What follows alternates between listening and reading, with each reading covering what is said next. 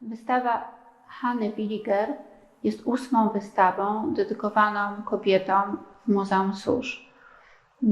Szwajcarska artystka, która odeszła przedwcześnie, zapisała się dość mocno w historii twórczości szwajcarskich artystów.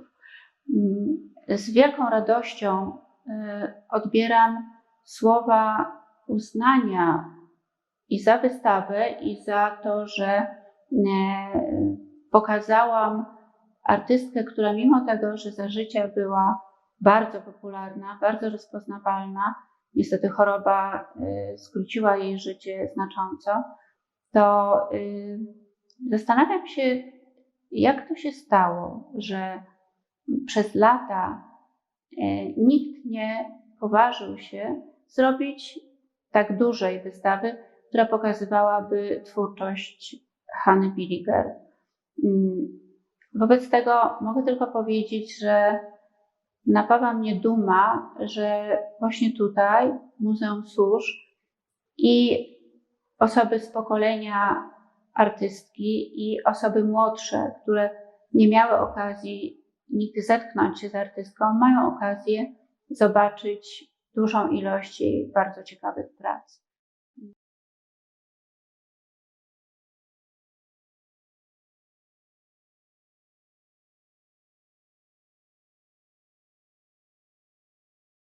Good morning and welcome to Hannah Villiger Amaze Me online symposium organized by Muzeum Susch and accompanying exhibition of the artists, as well as the launch of the monograph dedicated to the legacy of that fascinating Swiss artist. My name is Agnieszka Sosnowska and I'm a curator of the Symposium Susch, a discursive program at Muzeum Susch. Hannah Villiger is one of the artists whose oeuvre can contribute significantly to rewriting the history of photography and acknowledging the role women have played in it. Today's symposium is organized in online format as we believe that it's the best format accomplishing the Muzeum Susch mission to raise the visibility of women artists in the art by producing knowledge that is accessible worldwide to the general public. Therefore, recording of today's symposium will be available online on the website of Muzeum Susch. So, in case someone can't stay with us today, there will be a possibility to find the lecture online. This symposium serves also as a book launch of an eagerly awaited artist monograph published by Muzeum Susch in collaboration with Skira Editore. This monograph is the second volume after a book dedicated to Colombian artist Felisa Bursztyn in the series initiated by Muzeum Susch, which I have a pleasure to develop as a managing editor, dedicated to the main mission of Muzeum Susch, rediscovery of women artists who have been neglected by the main discourses and canons of art history. This book is now available online in the museum and on our website. Please stay tuned as there will be next monograph of fascinating but often still unjustifiably underestimated women artists upcoming still in 2023. I have a pleasure to pass now the floor to the curators of Hannah Villiger exhibition and also the editors of this volume, Madeleine Schupli and Yasmin Afshar, who will briefly introduce the figure of the artist, program of the symposium, and also our prominent speakers. Thank you very much for being with us, and I wish you an inspiring day with Hannah Villiger. Welcome to the exhibition Amaze Me by Hannah Villiger. This is my colleague Yasmin Afshar. My name is Madeleine Schupli, and we together as guest curators created this exhibition here for the Muzeum Susch. We had proposed the artist Hannah Villiger to the director Grażyna Kulczyk because Hannah Villiger fits perfectly into the program strategy of the museum, which is dedicated to underestimated women artists. And we are convinced that the work of the artist, who died almost 25 years ago, is still of the greatest relevance today. Her themes, such as the view of one's own body, the self-empowerment as female artist by defining one's own image, or the technique of the photographic self-portrait with the instant camera, which is a kind of precursor of the selfie images. These are just a few thematic issues that Hannah Villiger connects with today. In fact, all these themes are almost more present in contemporary art nowadays than they were at the time when Hannah Villiger created her photographic images.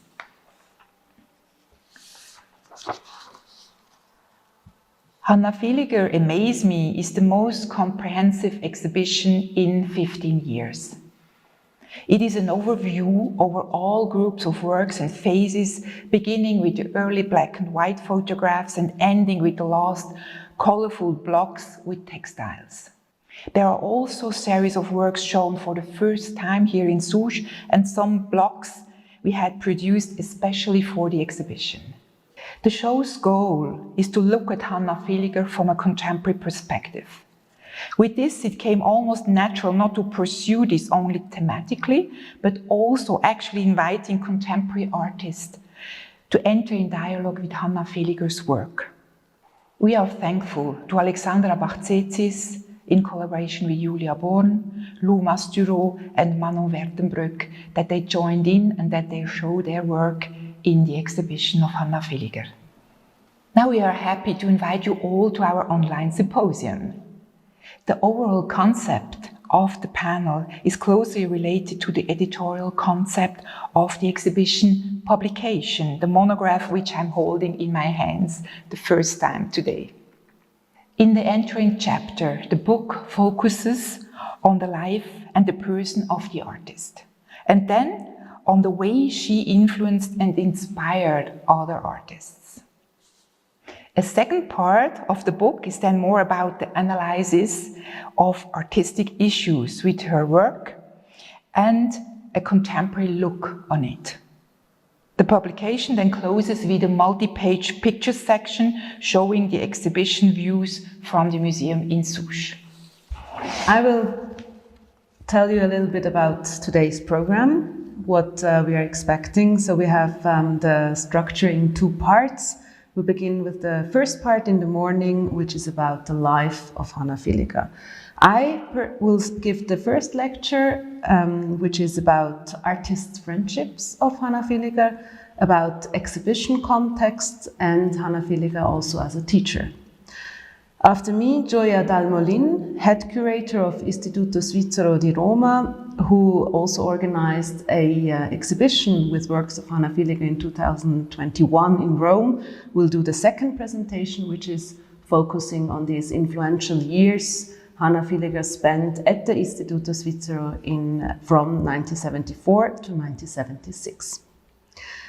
After these two presentations, we have, as a conclusion of the morning, an exclusive screening of the documentary called Ich, Hannah Villiger, which was made by Edith Jude in 2001 and produced by the Swiss television. This film includes interviews with Hannah Villiger herself, as well as statements by family members, artists and curators, friends. And it gives us great insights into Hannah Villiger's artistic thinking. After the lunch break, we have the second part, which is, as we heard, more about contemporary interpretations of Hannah Villiger. It starts with a lecture by Manon Wertenbroek on the notion of the fragmentary in the work of Hannah Villiger. This lecture is followed by a presentation by Emily Butler on performance and performativity in the work. Emily Butler is a freelance curator based in Basel and responsible for the Conversations program of Art Basel International.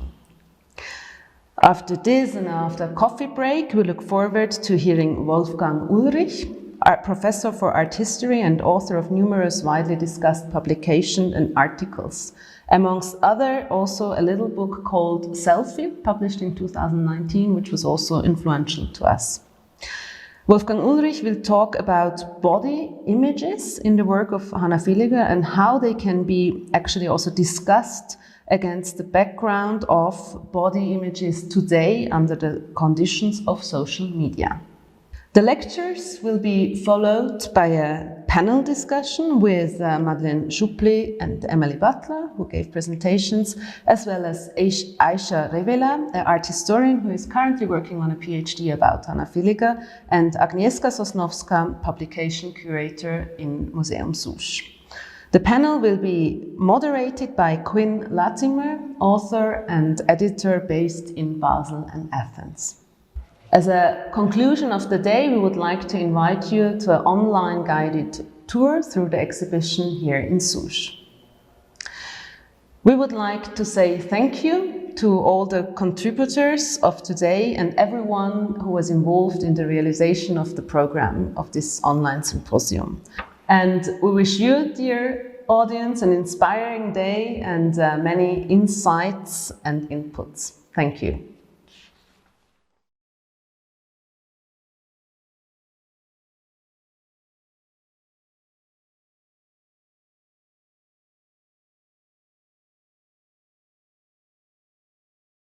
Hello, my name is Yasmin Afshar, and I'm happy to give this little presentation with the title, The Unbroken Experience of Life.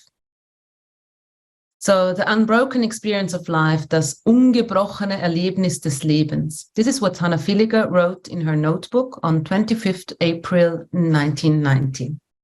Villiger left behind around 50 such workbooks. They are a unique source for a better understanding of her artistic work. For me, they were also a way of getting closer to Villiger as a person.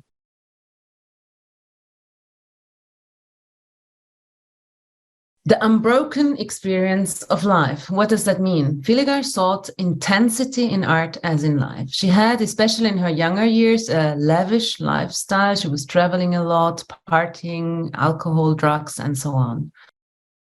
Also in her art, intensity is ever present. For example, in the close-ups of her body, but also in the honesty and immediacy she documents her body with. For example, in this block from 1998, you can almost smell the sweat in this close-up series of her armpits, we like to say when we was working on the exhibition. The intensity and the constant proximity or closeness, is it what makes her work intimate, sometimes uncomfortable, however, never overwhelming, exhibitionistic, or self-presentational. Hannah Villiger is everywhere in her work and at the same time nowhere. I myself never had the opportunity to meet Hannah Villiger personally. Villiger died early, too early actually, at the age of 46, which also raises a lot of questions. How would she have continued in her work? How would have had her influence developed? And so on. So my point of access to her were the notebooks, as mentioned, her work, of course, and also the many texts written about her by a lot of female authors, curators, and researchers. Though actually, the maybe most important source to us, to me, were the accounts of people who knew her, particularly artists. Preparing the exhibition included many such conversations with contemporaries, and it quickly became clear that looking at the history of reception of Hannah Villiger and talking about her legacy, artists had a particularly important role. This presentation is to shed light on this particular aspect by looking at friendships, at contiguities, close and distant ones, voluntary, chosen, and arranged ones. The presentation talk traces artistic and friendly connections and questions their effect on Villiger's work and its reception. With whom did the artist exhibit? In what context was her work discussed? Who influenced her? And on whom did she herself have an inspiring effect? My talk will develop chronologically from Hannah Villiger's early environments to her later living and working contexts. The focus is, as said, on artist friendships, on Hannah Villiger as a teacher, on the exhibition she was represented in, and to conclude on her influence on the following generations. Villiger made her first connections in the field of art at the School of Arts and Crafts in Lucerne, where she attended the sculpture class of Anton Egloff in 1972 and 73. Here we see a little modeled clay sculpture that was from one of the courses. Egloff himself, he pursued and taught an expanded concept of sculpture. He considered the spatial, physical, mental, and social context in which a sculptural work of art is perceived to be just as important as the dynamization of space. Here we see two works from him. As we know, Villiger later switched from sculpture to photography. She did that first by declaring the photograph of an object as the actual work. Here we see an example of such a photograph. In hindsight, that this transition must have appeared to Egloff and Villiger's fellow students as a surprising but somehow also logical consequence of what they learned.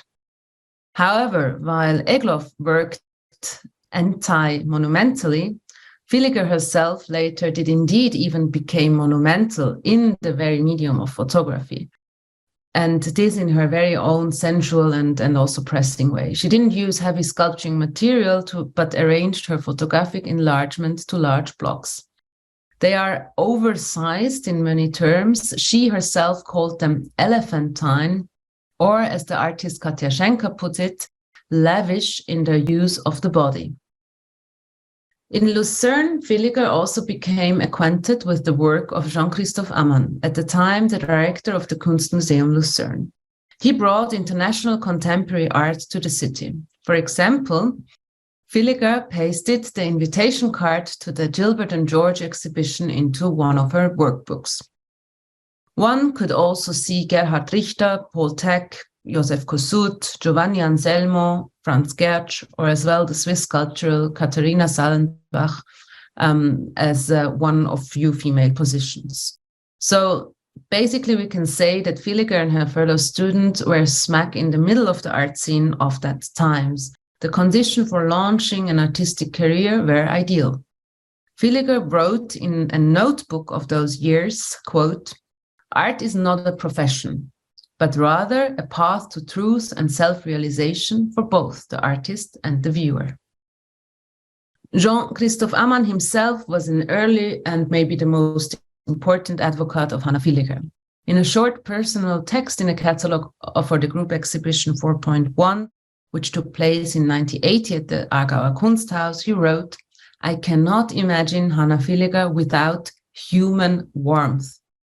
In German, ich kann mir Hannah Villiger nicht ohne die Wärme der Menschen vorstellen. So to develop further on this idea of the warmth, of human warmth, of relationship, of friendships, it's important to see how important artists' friendship were for Hannah Villiger's life, but also for her artistic legacy. These friendships run like a thread through her biography and reception, sometimes more prominently, like when she was a resident at the Istituto Svizzero in Rome, at other times more marginally, when she led a rather secluded family life in Paris, for instance, in the early 1990s. After her sudden death in 1997, it was an artist, Eric Hattan, from Basel, a longtime friend with whom she last shared a warehouse in Basel, who took charge of the estate. He sifted through and sorted works and working materials in the warehouse in Basel and in Paris, in the Paris studio. Katja Schenker, another artist, helped him to secure the workbooks as source material. Villiger's earliest artist friend, however, was Ruth Himmelsbach. The two women met as teenagers in Zug and lived together in a shared flat in rural Urzlikon in the canton of Zurich. Himmelsbach took photography classes in Zurich while Villiger attended the art school in Lucerne. The H, actually, in Hannah Villiger's first name was a present, if we want to say, by Ruth Himmelsbach, who from then on didn't use a H in her first name anymore. Another early friendship Villiger cultivated with Jürg Stoible from Basel. In 1974, immediately after her studies, she visited him in Canada, where he was staying on a scholarship. Artistically, land art, arte povera, were the predominant themes with which Stoible had already familiarized himself and now passed on to Villiger. Inspired by these, especially land art, they traveled through Canada by bus together with two other friends. On the way, they worked, collected stones, wood, bones, etc., and created temporary intervention in nature. Hannah Villiger started doing her so-called tree skinnings, little interventions in nature where she took away the bark of trees and took pictures, photographs of these. Stoible, in the meanwhile, worked with clothes, for which he built tent-like construction and staged them in successive states of folding in the open countryside. Here we see a picture taken by Hannah of one such intervention, and Hannah Villiger also helped Stoible with sewing the works. So there was also this collaborative aspect very present. Another trip in the spring of 1974 took Villiger and Stoible to New York. The German gallerist René Bloch was just opening his Soho gallery with Joseph Beuys' I Like America and America Likes Me. This is one of Beuys' most famous actions, for which the artist spent several days in the gallery space together with the coyote. Beuys had already left when Villiger and Stoible visited the exhibition. However, the action left a lasting impression on the young Swiss artist, as also did the minimal art they encountered in the galleries then. Villiger and Stoible finally topped off their time in Canada with a small exhibition in the artist-run space A Space in Toronto, where Hannah Villiger showed her branch skinnings hanging from the ceiling. Almost immediately following her trip to Canada, Villiger moved to Rome, where she would remain until 1977. Even before completing her studies, she had won this federal art grant and qualified for the residency at the Istituto Svizzero in Rome. This was what we could call a bang of a career start for such a young artist. As we will hear from Gioia Dalmolin after my presentation, Villiger's practice was solidified in Rome, and lasting friendships and impulses for her creative work emerged from living together with her fellow grantees. Villiger's next stop after Rome in 1977 was Basel. Basel was by then the place to be for the Swiss art scene. Jean-Christophe Ammann had left Lucerne and was about to take over as director of the renowned Kunsthalle Basel. Also, the Gallery Stampa was an important meeting place. Artists associated with the gallery experimented intensively with new techniques, above all video, and an active and art-interested art scene was forming around these places. Villiger rented a flat with her partner, Susan Wies, an artist in later galleries, and worked very intensively, exhibited a lot, however, had to earn her living also by waitressing. In 1981, together with Anselm Stalder, Alex Silber, and the aforementioned companion Ruth Himmelsbach, Villiger participated in Ammann's exhibition of 6 local artists at the Kunsthalle. This was somewhat of a special exhibition, as the Kunsthalle mainly showed international artists. The other participants were Miriam Kahn and Vivian Sutter. Today, both of them, Sutter and Kahn, are of the most successful female Swiss artists. Both, like Villiger, were exhibited extensively in their early careers, and after a quiet phase, they have recently been celebrating major international revivals. What is immediately noticeable is that on Ammann's list, women artists were in the majority, a rarity at the time. However, very indicative of the large presence of women artists in the Basel scene during those years. Certain themes were in the air. The female body played an important role in the works of all these women artists, whether naturalized, politicized, abstracted, or fragmented. Villiger herself added the dimension of the self-image to this discussion. In a workbook from 1981, she wrote, "My capital is myself," which is very much kind of condensing this way of working. So her own body was Villiger's ever-available material. Life was part of her art, as also were the closest people to her. Here we see a double portrait of her and her partner, Susan Wies, women lying on a bed on their world trip in 1981. Correspondingly, she cultivated an artistic exchange also with her partner, Susan Wies. In the early works, we also see her a lot in the works, and sometimes it was also Susan Wies who took the pictures. On their joint trip around the world in 1981, they also created a collaborative work titled The Andere Kontinent. Here we see on the left a picture of this work. Villiger's black and white views of coral reefs, probably photographed from an aeroplane, were juxtaposed with the portrait format drawing by Wies, which later, however, was no longer considered part of the work. Private life and work also overlapped when Villiger exhibited at Wies' gallery in Zurich 2 years after their separation.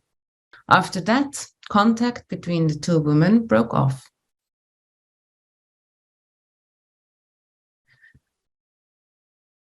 Hannah Villiger expected a, quote, maximum of intensity from life, as the author Claudia Spinelli put it in the Catalogue Raisonné published in 2001. Companions remember how Villiger always had a clear opinion and discussed passionately, a quality that suited her as a teacher, as which she worked at the Schule für Gestaltung Basel from 1992 to 1996. For Villiger herself, teaching was an important experience. She is said in an interview, quote, "When you teach and develop a work together with students, participate in their creative process, you get a completely different view of works. A new eye opens up and curiosity sets in to see the work of others emerge. Teaching has broadened and changed my view and appreciation of artworks." Her criticism ranged from benevolent and heartfelt to hard-hitting, as Jörg Stoiber recalls, who was then also teaching at the school. When asked about her wishes, Villiger stated in the same conversation, quote, "I would also like to have my own school with my own concept. Not a training facility, but rather a further education center and a meeting place for artists and the most diverse media." Her interest in exchange and her genuinely interdisciplinary way of thinking are expressed here, but also her certainty that the truth lies in a very specific artistic approach. The conversation I just quoted from was actually an interview that was conducted between Hannah Villiger and Miriam Kahn and published in the book Nicht nur Körper by Barbara Zürcher and other authors. This interview gives a great insight to Villiger's and also Kahn's artistic thinking. While Kahn and Villiger agree that they both include unpleasant, even cruel feelings in their works, their opinions diverge strongly when it comes to the content of the pictures. Villiger has difficulty understanding why Kahn makes the suffering of others, which is not hers, the subject of the work. This, she argues, is third-party information. She insists that art should reflect self-experienced reality. Perhaps with similar consistency, Villiger describes herself as an observer of the women's movement, but not as part of it. This is also in strong opposition to Miriam Kahn. After all, what she says is, or why she says she's not part of the movement, is that she does not suffer from being a woman herself. From today's perspective, however, a feminist view on Villiger work is worthwhile. By taking on the role of the observer and the observed, Villiger eluded the male-determined gaze of visual culture, as, for instance, Elisabeth Bronfen writes. She established her own rules of seeing and being seen. Her works thus open a new, independent, and from a modern-day standpoint, anti-normative and feminist chapter in the representation of the body, which, from also today's perspective, contributes significantly to the appreciation of Villiger in subsequent generations of women artists. At the Schule für Gestaltung Basel, Villiger, and this is also kind of almost natural development, it seems, Villiger was succeeded by the performance and video artist Muda Mattis. With her practice of explicitly feminist deconstructions of preconceived role models and notions of beauty, she somehow expands and further develops Villiger's works with the body to include a feminist perspective. When we look at the exhibition in which Villiger was represented, we see certain thematic strains that appear again and again. One is actually the increasing presence of female artists. The other is the establishment of photography as an artistic medium in its own right. So these are two possible recurring frames of reception. In 1991, Hannah Villiger is presented in the exhibition Le Choix des Femmes in Dijon. 5 male curators each selected 4 women artists, primarily because of the fact that they were women.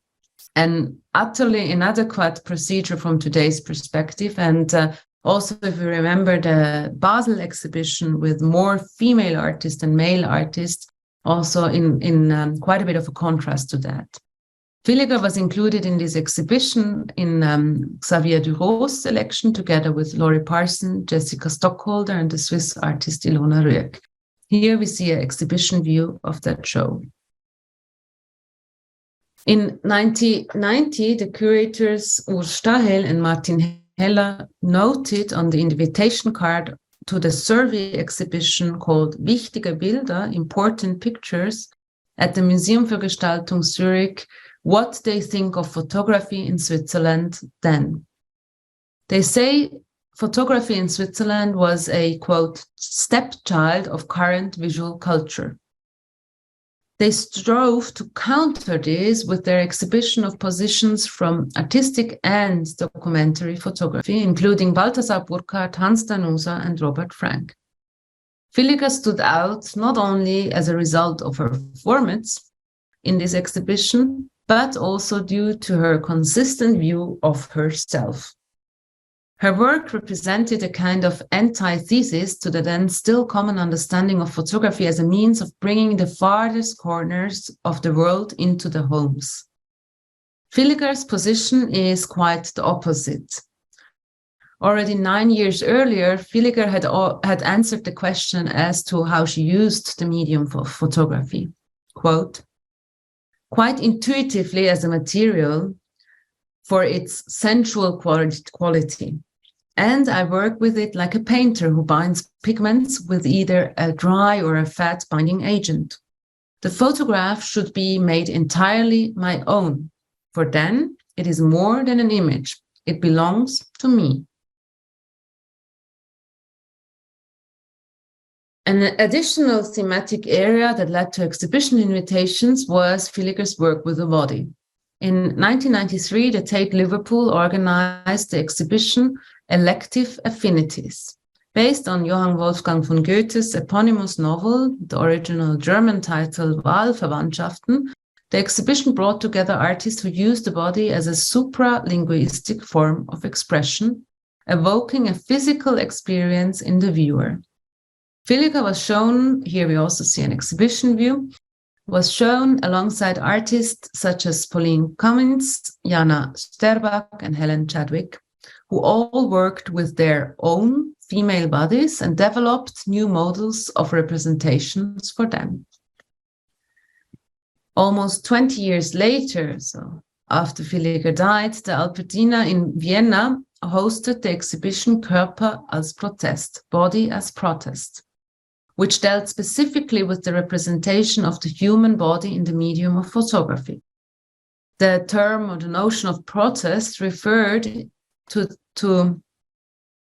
or was directed against standardized ideals of beauty, against a young, healthy, slender, white, inact body as an art historical topos and also a constant in photography. At the center of the exhibition was a group of works by the British American and former artist and former Art Forum editor John Copeland's. In his large format photo series, he depicted his own aging body. With Copeland's, Villiger probably shares one of the closest artistic affinities. Although Villiger's body certainly conforms to the common notions of beauty, in works like the one called Block 30, from 1993-1994, for instance, a work that was also exhibited in this Vienna exhibition in the Albertina, Villiger took fragmentation and abstraction to such an extreme that no parts of the body were recognizable at all. So what she does here is an entire deconstruction of the body to actually create a new body. So, Artist was the title of an exhibition at Kunsthaus Pasca in Biel in 2013. Felicity Lam, curator of the exhibition, assembled an intuitive selection of well-known and lesser-known so-called artists. This selection included also Hannah Villiger. Here we see an exhibition view. Generally, the term is used very different. There is no such clear definition. Mostly it refers to artists who were first discovered in artistic circles before having an international exhibition career or their works being traded on the art market. Often their work remains an important reference over several generations of artists. The exhibition in Biel featured Charlotte Posanenske, Hannah Villiger, and Helen Chadwick, which are three female artists who all died young, at a time when their artistic careers were in full swing. The question that arises for them and for Villiger all the more urgently in view of the digital transformation in photography is, how would they have continued? What techniques would Villiger have developed for herself? And how would she have positioned herself in relation to the omnipresence of the self-image? All three artists were pioneers in their respective fields. Their works seem visionary without being able to realize the developments they anticipated. A younger generation of artists who no longer knew Villiger personally tell me today how contemporary her works seem to them. This may be because our image culture, completely transformed by digitalization, finds in Villiger's multiplied, translated instant self-images not only some kind of a precursor, but also a rare space of reflection. Villiger's work, and this maybe is also part of that, let's say, yes to the question whether she is an artist's artist. Her work is open enough to go in different directions and timeless enough to remain a continuous point of contact for artists beyond the moment and various fashions, and even beyond our present. So also looking into the future, we can say that this is a practice which is open enough to allow references without being very much in a certain time. Thank you very much for the attention.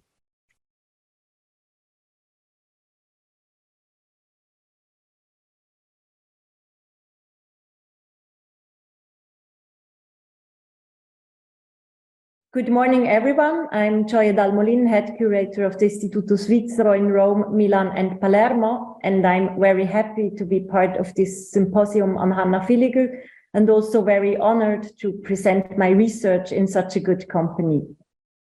My presentation is entitled with Burning Palm Leaf in the Evening, Hannah Villiger in Rome, 1974 to 76. It takes up a quote from one of Hannah Villiger's working diaries and indicates also the time frame of my research. I focus on the Roman years of Hannah Villiger. In 2021, I curated the first major monographic exhibition on Hannah Villiger in Italy at the Istituto Svizzero in Rome.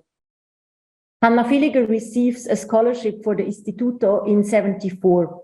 The Istituto Svizzero provides residencies to artists and researchers under 40 since 1948. It's a 10-month residency today. In Hannah Villiger's time, the residents could stay up to 2 years.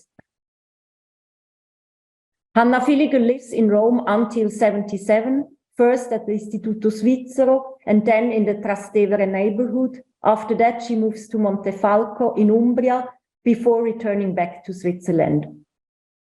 In my research for the exhibition, I was particularly interested in these Roman years of Hannah Villiger. For me, it was, and it is also about linking Hannah's artistic biography with the institutional history of the Istituto Svizzero and also with the cultural and political context of the 70s in Italy, a period that remains in memory of many Italians. For Hannah, these years in Rome were crucial. In her studio and in the garden of Villa Maraini, she developed the simple objects inspired by the materials of arte povera, but then turned more and more consciously to photography as, according to her, a sculptural process. In Rome, for example, she created the early black and white photo series with the burning palm leaves, but more about that later. For this lecture, I returned to Hannah, to my research and texts. It is now 3 years that I have been living and working in Rome. Hannah also lived here for about the same amount of time, obviously in a very different city from the Rome of today. Thinking of this, I almost feel like writing this lecture as a letter to her. Cara Hannah, how are you doing in Rome? On the long hot summer days when the wind feels as a hot hairdryer in your face. On the bright February days when the mandarins on the trees in the garden of the Istituto Svizzero are eaten by the wild parrots. How are you doing in Rome, in this art scene that is somehow as international as it is provincial, where some men have a lot of power and talk a lot? Yes, even today, Hannah. No, I don't write a letter, but I'm trying to tell you about the years Hannah spent here in Rome. To do this, I studied her diaries and talked to people who experienced these Roman years with her. My text also lives from these memories. Maybe one more note about the diaries. The term diary might be a bit misleading. They are a mixture of sketchbooks and notebooks with a few personal entries. They give an insight into Hannah's artistic work and allow us to glimpse at her life and dreams in Rome. My following reflections are based on the text I wrote for the publication Hannah Villiger, Roma and Afterwards, that I published in the context of the exhibition with the Milan publishing house Muzeum. In addition to mine, the book also contains texts by Elisabeth Bromfen, Quinn Latimer and Thomas Schmutz. However, the book is not conceived as an exhibition catalogue, but focuses, as the title suggests, on Hannah's time in Rome. As visual material, the publication contains illustrations from the diaries, as well as many of the photos Hannah took during her time at the Istituto. This means also that most of the pictures from her studio and her artworks I'll show you during my presentation are taken by Hannah herself and preserved in the archive of the estate of the artist.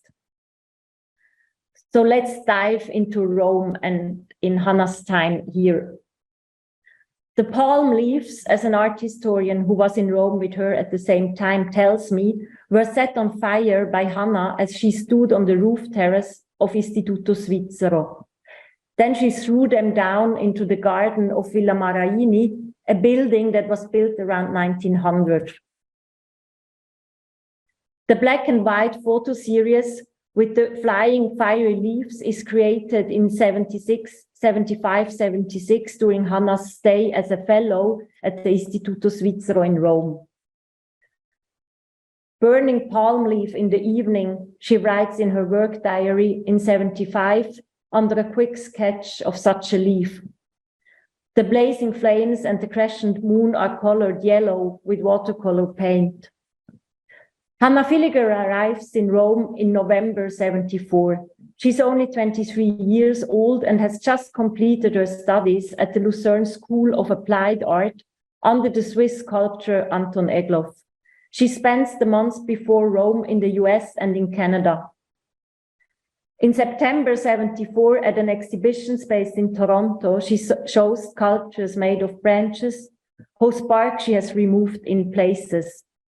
Undressing, skinning, scripting, peeling, the artist writes next to the exhibition views pasted in her work diary. Her interest in surfaces, in skin, a preoccupation with natural materials, as well as with moments of transience and movement that are ephemeral in themselves, be it the burning swoop of a palm leaf or performative artistic gestures, characterized these years in Rome and, I think, also influenced the later large-scale body photographs. This time in Rome is very important for Hannah. At the same time, it is an escape, as a friend of hers tells me, an escape from her strict Protestant background, perhaps also from what can feel like the tight circle of the Swiss art scene. In 74, Hannah Villiger is awarded with the Swiss Federal Art Scholarship. At the start of the decade, this very same jury is still debating whether conceptual art and photography should be considered art at all. But the movement is brewing in Switzerland. Harald Seemann, director of Kunsthalle Bern since 1961, includes Italian arte povera in his exhibition When Attitudes Become Form in 1968. And in the same time, the exhibitions curated by Jean-Christophe Ammann at Art Museum in Lucerne have a formative effect on the city's artistic climate. Hannah Villiger would have sensed this during her studies at the art school in Lucerne. While in Switzerland things are brewing over, in Rome it is bubbling. Rome is in the 70s is a hotspot, both artistically and politically. Pier Paolo Pasolini is here and often also Cy Twombly. In 1969, Gianni Spunellis, in Rome since the mid-50s, presents 12 living horses in Fabio Sargentini's famous Galleria Lattico. In the 70s, the gallery shows performances by Simone Forti and Vito Acconci, as well as works by Marisa Merz, Mario Merz, Robert Smithson, or Jean Tinguely. The scene in Rome is followed closely by Lea Vergine, who in her book Il corpo come linguaggio from 1974, in English, The Body as Language, presents new approaches to understanding performative artistic strategies focused on the body, and also by Germano Celand, who introduced the concept of arte povera into the art discourse of the late 60s. At the same time, artistic and political collectives are establishing self-organized spaces. The 70s in Rome are also a time of social upheaval and tension with political demonstrations and strikes. Unlike in Switzerland, in Italy, the so-called Biennio Rosso, the 2 red years of 68 and 69, succeeds in uniting students and industrial workers in a movement that critically questions all areas of life. Art critique and activist Carla Lonzi, together with artist Carla Accardi and journalist Elvira Banotti, founded the Rivolta Femminile Collective in 1969. The feminist movement is particularly strong in Rome, successfully mobilizing against the revision of the divorce law in 1974 and for the legalization of abortion in 1978. The decade is also marked by political violence, with assassinations in Brescia and on the Bologna-Florence train line, both in 1974, carried out by neo-fascist groups, but attributed by the government to anarchist circles, as well as the armed struggle of the Brigate Rosse, the Red Brigades. We see that Hannah Villiger's stay in Rome coincides with eventful and contradictory period. An artist who was in Rome at the same time with her tells me how the sound of a balloon bursting at the Piazza Santa Maria in Trastevere could frighten everyone. And yet they often roar along the Tevere in Hannah Villiger's car. She was the only fellow to own one, to see if light is on inside Tombly's apartment. At Babington Tea Room on Piazza di Spagna, they meet up with the fellows from Villa Medici. The French Academy is run by the artist Balthus at the time, and the parties there are wild. There isn't much political discussion at the Istituto Svizzero. Political engagement and left-wing attitudes are still viewed very critical by the Swiss government. While the Communist Party in Italy wins many votes in the mid-70s, the Swiss Communist Party operates in isolation and is under state surveillance. I am told that artists who were too political were not welcomed at Istituto Svizzero. In Rome, Hannah cuts her hair short and is often wearing boots and overalls. She is consistent, as a friend recalls, in both her artistic work and her choice of attire, which she sources by scoring thrift shops and the Porta Portese market on Sundays. Hannah Villiger generally avoids the political demonstrations and rallies. Despite being acquainted with some of the Roman artists and gallery owners, access to the art scene in Rome isn't easy, and she struggles with the machismo that pervades it. The Istituto with its garden is kind of an island or a bubble, but its skin is permeable. What happens outside in the city can also be felt behind the walls of Villa Maraini. Meanwhile, Hannah's artistic practice gains complexity and stringency. She visits exhibitions and confronts arte povera and land art in her work. Her studio at the Istituto Svizzero is in the villa's annex, overlooking the terrace and the church of Sant'Isidoro a Capo le Case. A stone floor, a work table on wooden trestles, 2 rotten armchairs, and a record player. Hannah Villiger photographs her room again and again. In preserved photographs, sometimes it seems like a production site, while other times it's a showcase for the sculpture, objects, and drawings she creates during this period. These glimpses into her studio, I believe, also testify to Hannah's consistent scheduled studio practice that she cultivates in Rome and shapes her later way of working. Her intimate dialogues with the Polaroid camera conducted alone in her studio. Perhaps her Roman studio is like having a room of one's own, as Virginia Woolf reminds us, where she can try things out and experiment with different materials and techniques, where she owns her artistic approach. Alone in the studio, no one next door, I feel calm, she notes in her work diary in April 1975.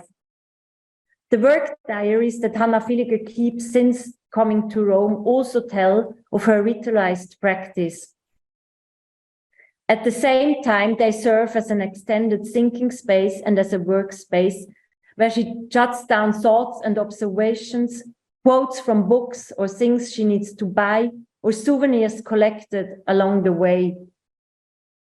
It is here that she practices Italian phrases and makes detailed sketches of possible exhibition situations for her sculpture works. The pages with the plant leaves sewn or glued into them, as we see here,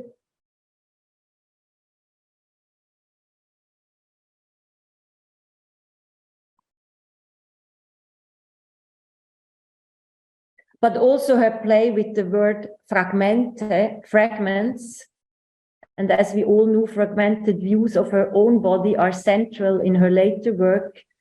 This page with the fragmente made in gold and other drawings and collages are carefully composed and like artworks in themselves. Like a reference to arte povera's poor in the sense of everyday ordinary vocabulary, Hannah Villiger uses materials from Villa Maraini's garden. She creates small objects from leaves, wood, branches, feathers, or white strings. She uses pieces of wood to create geometrically arranged floor sculptures on the annex terrace. And she pins the photograph and sketches of these objects on her studio wall. It seems to be the transience of the materials that attracts her and that determines her sculptures. During this time, Hannah Villiger also draws. The outlines of hands are a frequent motif to which she writes all too touchable in her work diary. And she researches weapons and spears. I am an Amazon, she notes on the page, and on another, a warrior needs weapons. The drawn objects are composed of branches and palm leaves, which she titles Bellona, Minerva, and Diana, the Roman goddesses. In the Istituto garden, she stages these weapon-like objects with friends and poses on the terrace with one of the spears herself. A friend photographs the playful performance. She presents the spears, some of which are nearly 4 meters long, at an exhibition, Sei Artisti Svizzeri, 6 Swiss artists in June 75 at the Villa Maraini, and at the Biennale des Jeunes in Paris in autumn of the same year, and at an exhibition in the Ticino village Vira Gambarogno in July 76. For a group exhibition with the other artists in residence in the Umbrian village of Bevagna, also in summer 76, Hannah Villiger develops a gigantic Mikado game made of pointed wooden sticks with which visitors can interact in the village square. In her diary, she draws the spear-like objects on a photo of the Grande Raccordo Anulare, the huge ring-shaped highway that encircles Rome, and also on a photo of a political protest. Around the same time, she creates the sculpture Alma Mater. This too is made from branches and palm leaves, the title referring perhaps to the benevolent mother, while the prefix Alma was also used for goddesses in Roman antiquity. So Hannah Villiger's weapons bear the names of goddesses, while her Alma Mater may well evoke a vulva. And looking at photographs from demonstrations in Italy in the very same years, we see these gestures with the very same meaning. Alma Mater, a possible allusion to the struggle for women's self-determination and emancipation fought on the Roman streets. It may be that these early works represent a confrontation with the heated political situation at the time. Around the same time, Hannah Villiger begins to experiment with fire. It happened suddenly, remembers an artist who was a resident at the Istituto at the same time with her. The palm leaves are now burning. Movement and ephemeral moment become important. Perhaps they are a continuation of the performative experiments with the spears and the Mikado sticks, or as a reflection on the transience of things, bodies, and materials. The camera fixes the flight of the burning palm leaf, which reminds me of an arrow. The objects and movements are now created exclusively for the lens of the camera. Hannah Villiger spends many hours in the Istituto's darkroom. She expands her sculpture practice and, as a sculptor, she wields her photo camera as an additional tool. The idea of photography as a sculpture medium, which will shape her entire body of work, has its roots in Rome. And the transience of her body, which is also relentlessly captured in her later photographic works, is tested by Hannah in these Roman years, on transience of palm fronds, leaves, and branches.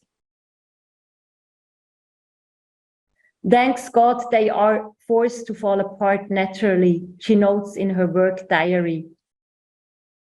So this is all that I have to say about this Roman years of Hannah Villiger. Thank you very much for your attention. Grazie mille.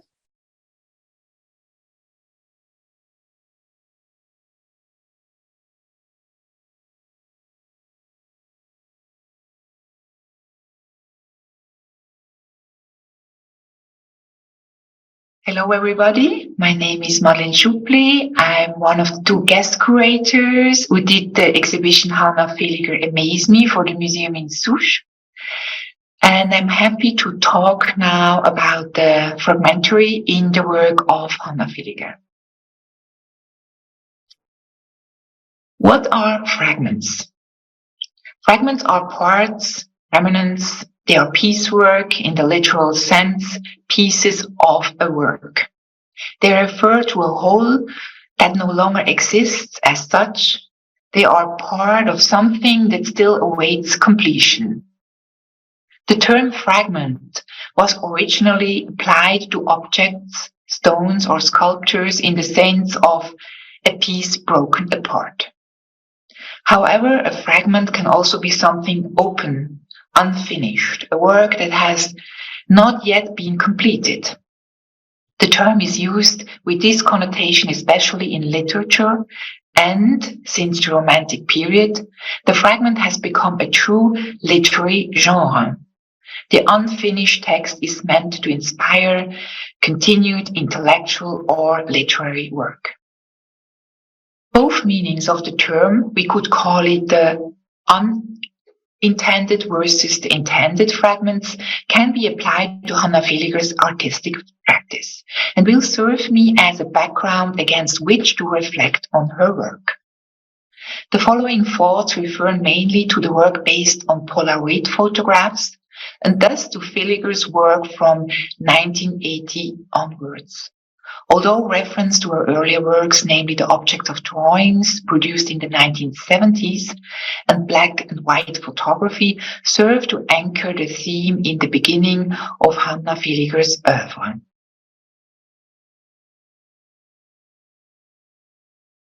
When the 23-year-old Hannah Villiger had her first solo exhibition in Zug in 1974, a reviewer wrote that her pictures were, quote, fragments, hints of an intense preoccupation with objects. A look at her earlier work reveals that the theme of the fragment was relevant even before her preoccupation with the body and her turn to photography. During her studies, in particular during the stay in Canada in 1974, she was preoccupied with fragmentations carried out on plants, especially trees.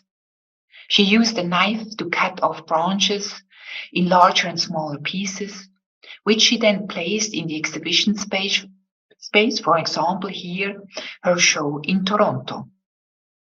The corresponding installation shots suggest a connection to the later body paintings, based on formal similarities as well as cultural historical references. From mythology, spirituality, or psychology, we are acquainted with analogies between trees and human life and bodies. Fragmented objects can also be found in her earlier drawings. Villiger dealt with pieces of wood in pen and watercolor, drawings of neatly lined up branch forks. She recorded the varying shapes in a kind of alphabet of forms. The surreal work was comparable to a research of these natural forms, just as she would later examine body parts in photographic series. The body in Villiger's photographic panels is never seen as a whole, which is due, from a certain point onwards, to a working method. This is apparent in the period starting from 1983, when the artist worked almost entirely with her own body, which is the central subject of the picture. However, in the Polaroid photographs taken by her own hand, only a part, a fragment, can be depicted. What is missing is, at the very least, the hand guiding the camera.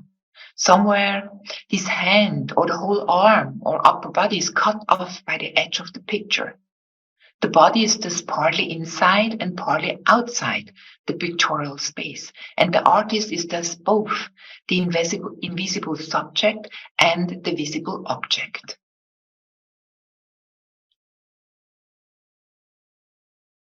The artist places little emphasis on the unity of the body and creates an index of fragments.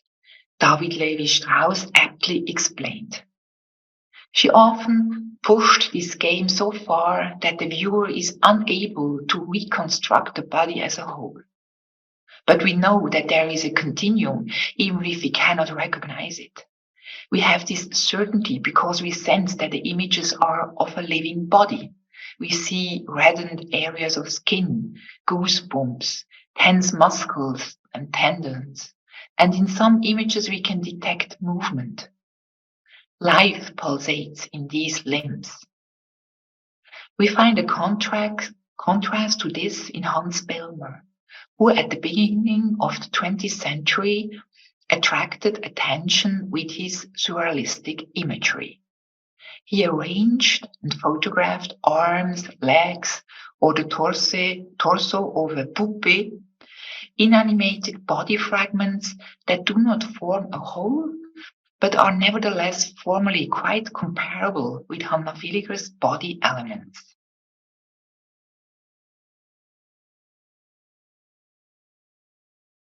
One of the fascinating things about Villiger's body images is that they address far more than just our eyes, but rather the whole body as one large sensory organ.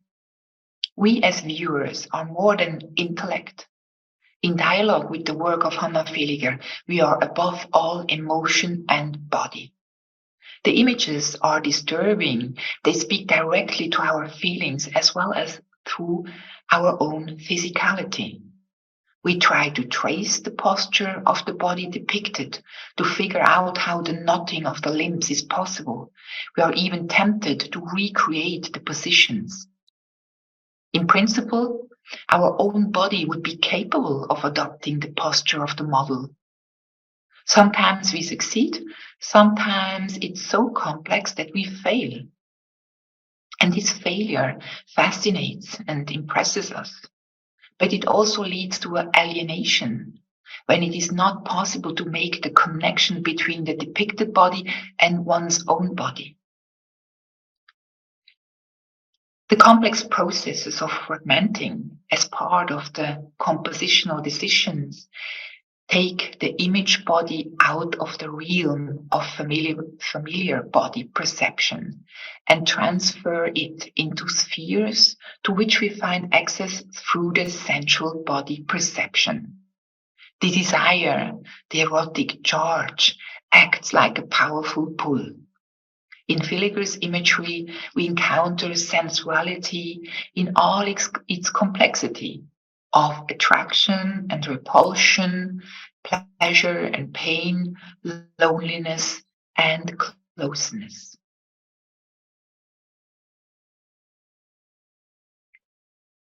In the early days of photography, photographers made the endeavor to assimilate their works to painting in order to gain the same recognition as the highly esteemed painters of the time. However, they also introduced new creative elements through their pictorial medium, which in turn increasingly influenced painting and drawing of the late 19th century.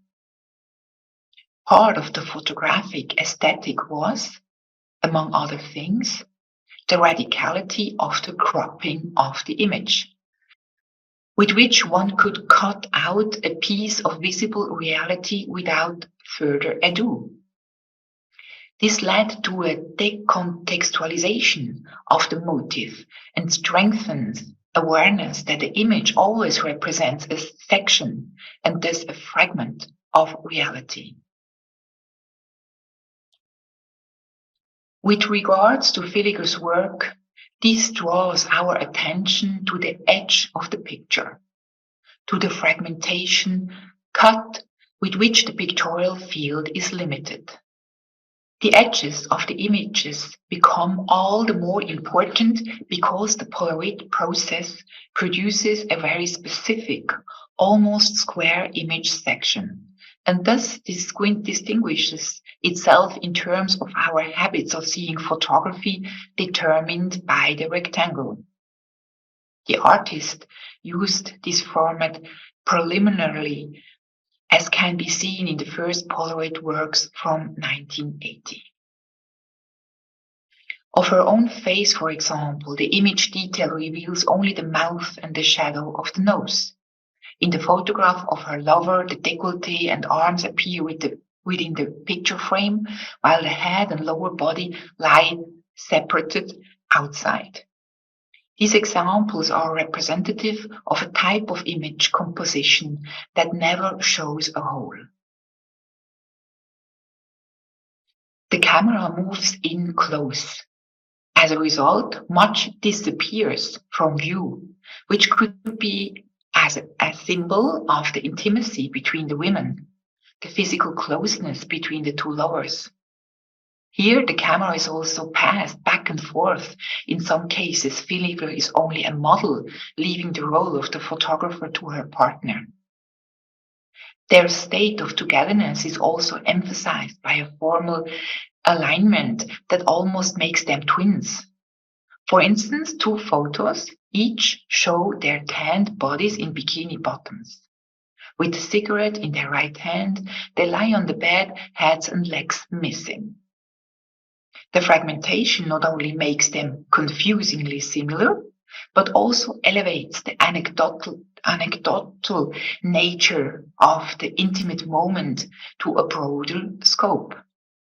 A work created around the same time, also in two parts, even leads to a merging of the two bodies across the picture panels, since one leg of each of the two women is in one of the same pair of green trousers, as if they belonged to the same body. Each body fragment finds its counterpart in the other. It is completed by it. It's a game of ambiguity, of showing and omitting, seducing and concealing. In the later works as well, the edge of the picture cuts into the motif, divides the foot in two, separates the shoulder, decapitates the torso. This somewhat martial terminology is in keeping with the intense effect the Villiger's photo aesthetic settings can exert.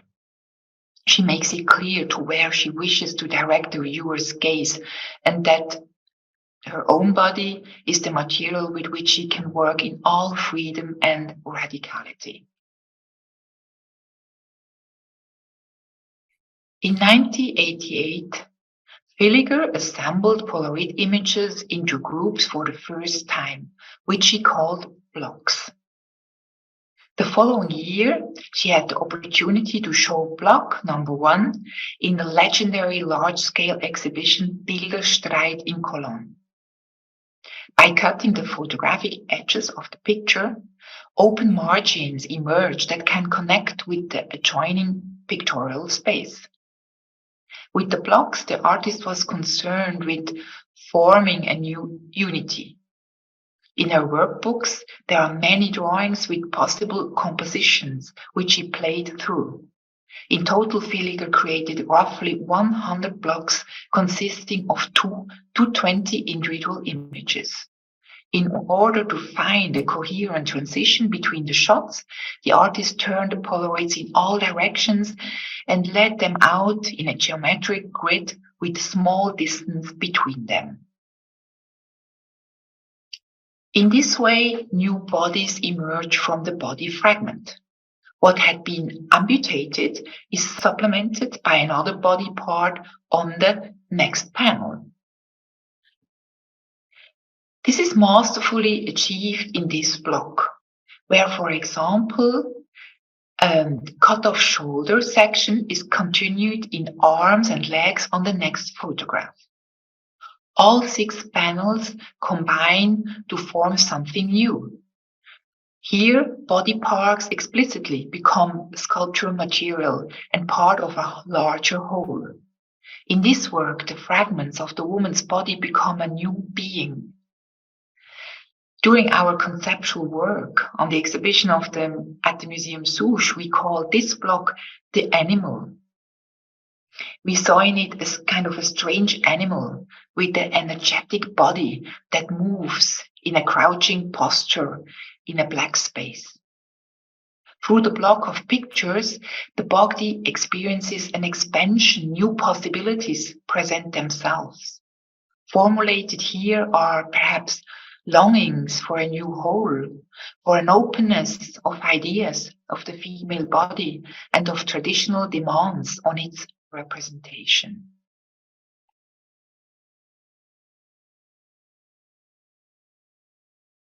The fragmentation in Villiger's Polaroid photographs is, as mentioned above, linked to the close-up view. The eye of the camera is always so close that we only see a fragment. The photographer cannot step back at a distance. There is no more than an arm's length between the camera and the subject. This closeness is paired with spatial narrowness, with the concentration of the body to the depicted in a very tight portion of space. The photographer seems to squeeze the body into a geometric frame, the almost square picture format of the Polaroid. The frame opens onto the pictorial space, which often seems to be no more than 1 or 2 cubic meters. It is cramped. The photos were taken in a small space in a corner of her workroom.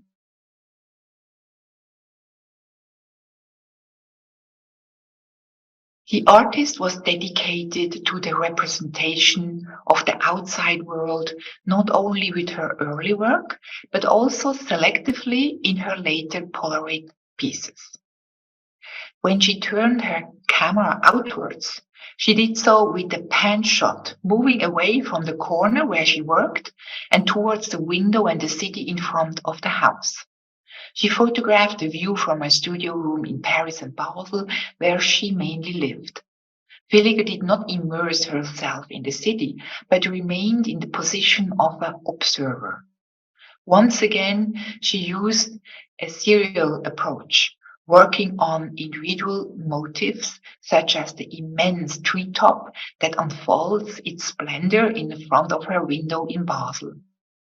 Like her own freckled skin, she scanned the surface of the speckled ball of leaves with her camera. And as with her own body, we never see the crown of the tree in its totality.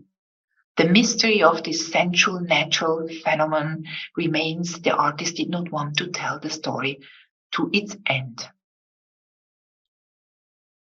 The cityscapes also include sweeping views upwards over the Paris rooftop landscape, or the steep view downwards to the urban rear country yard. Villiger created cityscapes that are not oriented to the horizontal. She turned the images or the camera in all directions, upsetting certainties of above and below or of the laws of gravity. The built urban fabric tilts, slides, and becomes a moving body. Quote, city, body, body, city, the artist noted in her workbook in 1990. In the tradition of self-portraiture, the mirror has served as a tool for the most lifelike self-portrait possible. Painters positioned a mirror next to their easel, with the reflection serving as a model. In contrast, Villiger used the mirror with the opposite intention. In her work, mirrors are compositional elements within the pictorial space and do not serve as reproduction that is as close to nature as possible, but rather a condensation of the composition and a heightening of the pictorial effect. The artist sat on mirrors, stood in front of mirrored surfaces, or uses fragments of mirrors which she positioned within the pictorial space by holding them in her hand. The complexity of this composition can almost cause the viewer to feel dizzy. Spatial orientation is prevented by the multiplication of lines of sight. The continuum of spatial depth is fragmented. The pictorial elements break. On sharp edges, the body parts can hardly be mentally brought back together again. As in Cubist painting in the 1910s, the result is a polyperspectival and fragmented view of the pictorial elements, of body parts or props such as fabrics, jewelry, and glosses. In comparison with Woman with a Mandolin by Georges Braque of 1910 reveals clear parallels. However, the painter pushed the crystalline pictorial elements even further towards abstraction with the help of a neutralizing color scheme.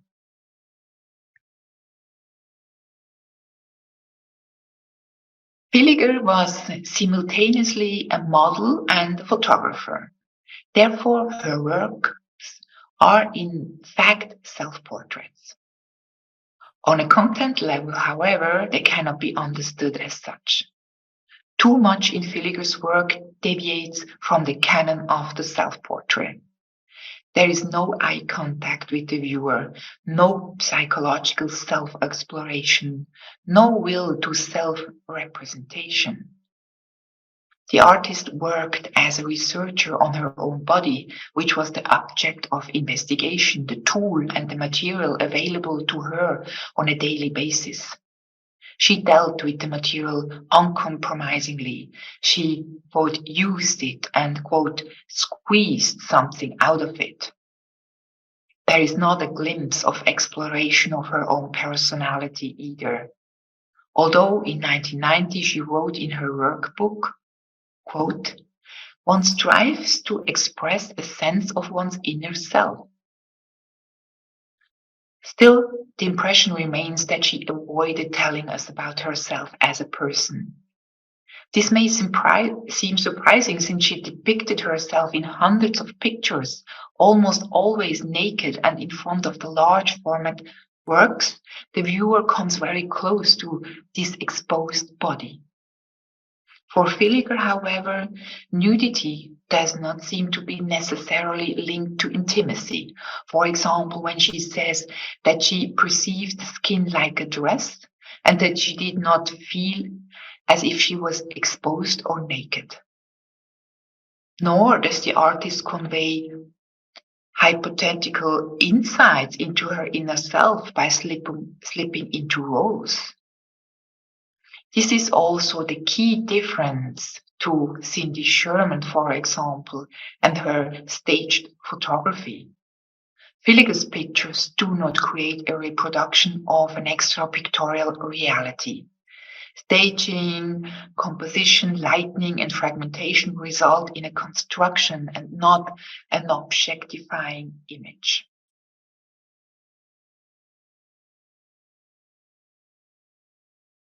If we consider Villiger's oeuvre as a whole and focus in particular on its end, we must conclude that it, too, is inherently fragmentary, if only because of her untimely death.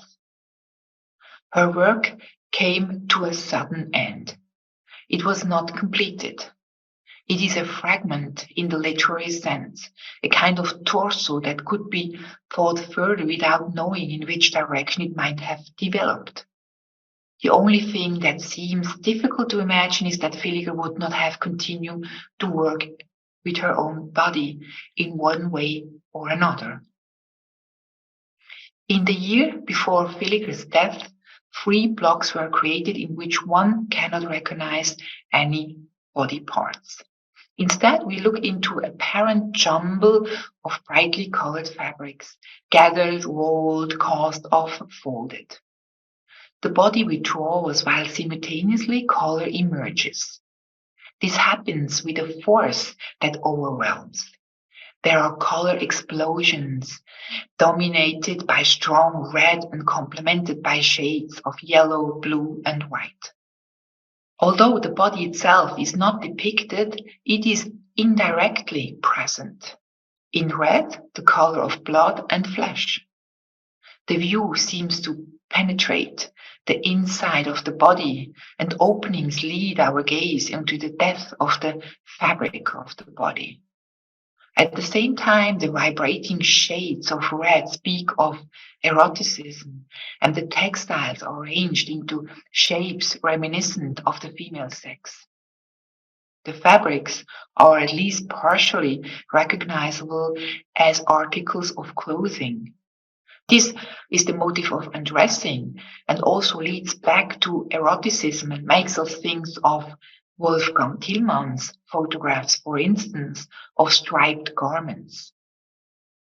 Yet we cannot avoid looking at this group of works under this aspect of transition, the vanishing of the body. For her last large work, a 9-part block of images, Villiger combined the theme of the fabrics with her own body. She slipped into and under the colored textiles.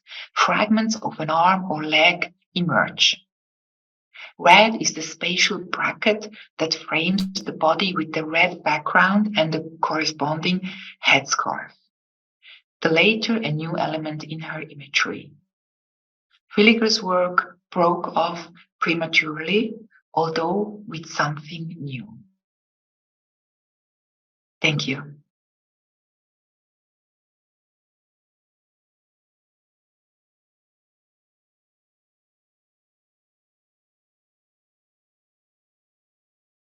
Well, thank you for having me. My name's Emily Butler. I'm going to give a lecture today called Hannah, Performances and Palindromes. So 2 things first struck me when I encountered the work of Hannah Villiger. When I moved to Basel, I saw her work at the Gegenwart as part of the Kunstmuseum Basel. And I was really struck by this very large-scale 4-block work, which is mounted onto aluminium. And I wasn't quite sure what I was looking at. It almost looked like a landscape. It looked quite painterly, and I wasn't quite sure whether it was a close-up of a texture. And it was a very abstract work in a way, but also quite surreal. And this compelling work actually dates from 1996. It was one of her later works, and its title was Sculptural, which intrigued me. The second anecdote was when I first started discussing this project with its curator, Yasmin Afshar. She told me that Hannah Villiger considered her work sculpture. So these 2 first impressions really struck me. And this forms the ground of my research for my catalogue essay and for my presentation today. I was really interested in unpacking what Villiger meant by the terms sculpture and sculptural through notions of performed action. Whilst the sculptural quality of her work has been written about previously, not much has been written in relation to performance and performativity. So in my research, I quickly came to a quote where Hannah Villiger writes in 1985 that she worked in many media, including painting, sculpture, performance, and photography. And it struck me as her definition of performance, just like that of sculpture and other media, seemed to be very fluid. So in the same way that I was challenged when I saw her work at the Gegenwart, not to pin her work to a specific category, Villiger powerfully dismantles the traditional divisions between artistic media. She prefigures the works of a younger generation of artists, some of whom have been brilliantly selected by the show curators Madeleine Choupli and Yasmin Afshar to be included to accompany the show. Language is also an important component in the understanding of the terms sculptural and performative in relation to her work, which I will unpack further. What I aim to look at in this presentation is the wider question of performativity in relation to Villiger's work, the performativity of her actions, the performance of the viewer, and the performativity of language and gender as we read the work. I also wish to consider the international context in which Villiger was working after graduating from art school in the early 1970s. Hannah Villiger enjoyed making the familiar seem strange, all the way from her early work showing objects flying out of the frame to her overexposed later gigantic prints. Her images seem to be taken from too close. Sometimes they were shot from a bird's eye view, yet she also offered coordinates to the viewer through a set of frameworks and grids. And she was obsessed with the near square format of the Polaroid image, which she blew up to a large scale, setting them in different combinations and at different angles, sometimes 90 or 180 degrees. In her early works, which she produced at the Swiss School in Rome in around 1976, we witness a palm branch being hurled through the air above us or below us off the edge of a cliff outside of the frame. And the camera attempts to capture the branch's fleeting and vertiginous flight path. What's striking ever since these early pieces is the consistency of a performed action, whether the body is present or absent. The body that's out of the frame, hurling the branches in the early works, the photographer that has attempted to arrest the motion or time, and later on, the person who set up a situation or a pose in Villiger's studio. The body is mostly, or at least certainly later on, that of Hannah Villiger herself. Yet our body is also implicated as we move around and as we fathom the subject matter as viewers, the angle of the photograph, the scale of the prints, and their three-dimensional installation. I want to unpack now what I mean by the terms sculptural and performative in relation to her work. To go back to this 1985 quote that I mentioned earlier, which is where Hannah Villiger was writing about her artist book Envy, or Need, in the Kunsthalle Basel Verein's yearbook, she says, "My aim is not just to represent a given, but to create an autonomous work of art. To this end, I use the means of painting, sculpture, performance, and photography." So while she often produced photographic images, Hannah Villiger worked across many media and wanted her works to be understood in three-dimensional terms. She titled them principally Sculptural from 1983, as she developed the signature enlarged snapshots of her body. Perhaps she'd read Rosalind Krauss's 1979 essay, Sculpture in the Expanded Field, and she was, of course, also taught by Anton Egloff in the early 1970s in Luzern, a proponent of sculpture as a site and a context-related installation. So Villiger's exhibitions themselves were also called sculpture, considering the relationship between the elements in the work, the skin of the photographic surface, and the architecture of the space. Villiger took many Polaroid images, but the accredited works that she printed up in large format and installed in her exhibitions, as well as the works that she finished assembling as maquettes, ready to be printed. Their full quality as sculptural and as sculpture is established when they become public, i.e. when the public experiences the relation of the different elements in the frame, the sculptural, and also in the form of artworks as part of three-dimensional installation with the associated titling, sculpture. Yet, if the presentation of Villiger's body, objects, or landscapes for camera becomes sculptural, in the process, they're also performative. Her actions can be described as performative, more specifically as they involve an artistic or acting performance for an intended public, i.e. the exhibition viewer. Villiger ritually performed in front of the camera.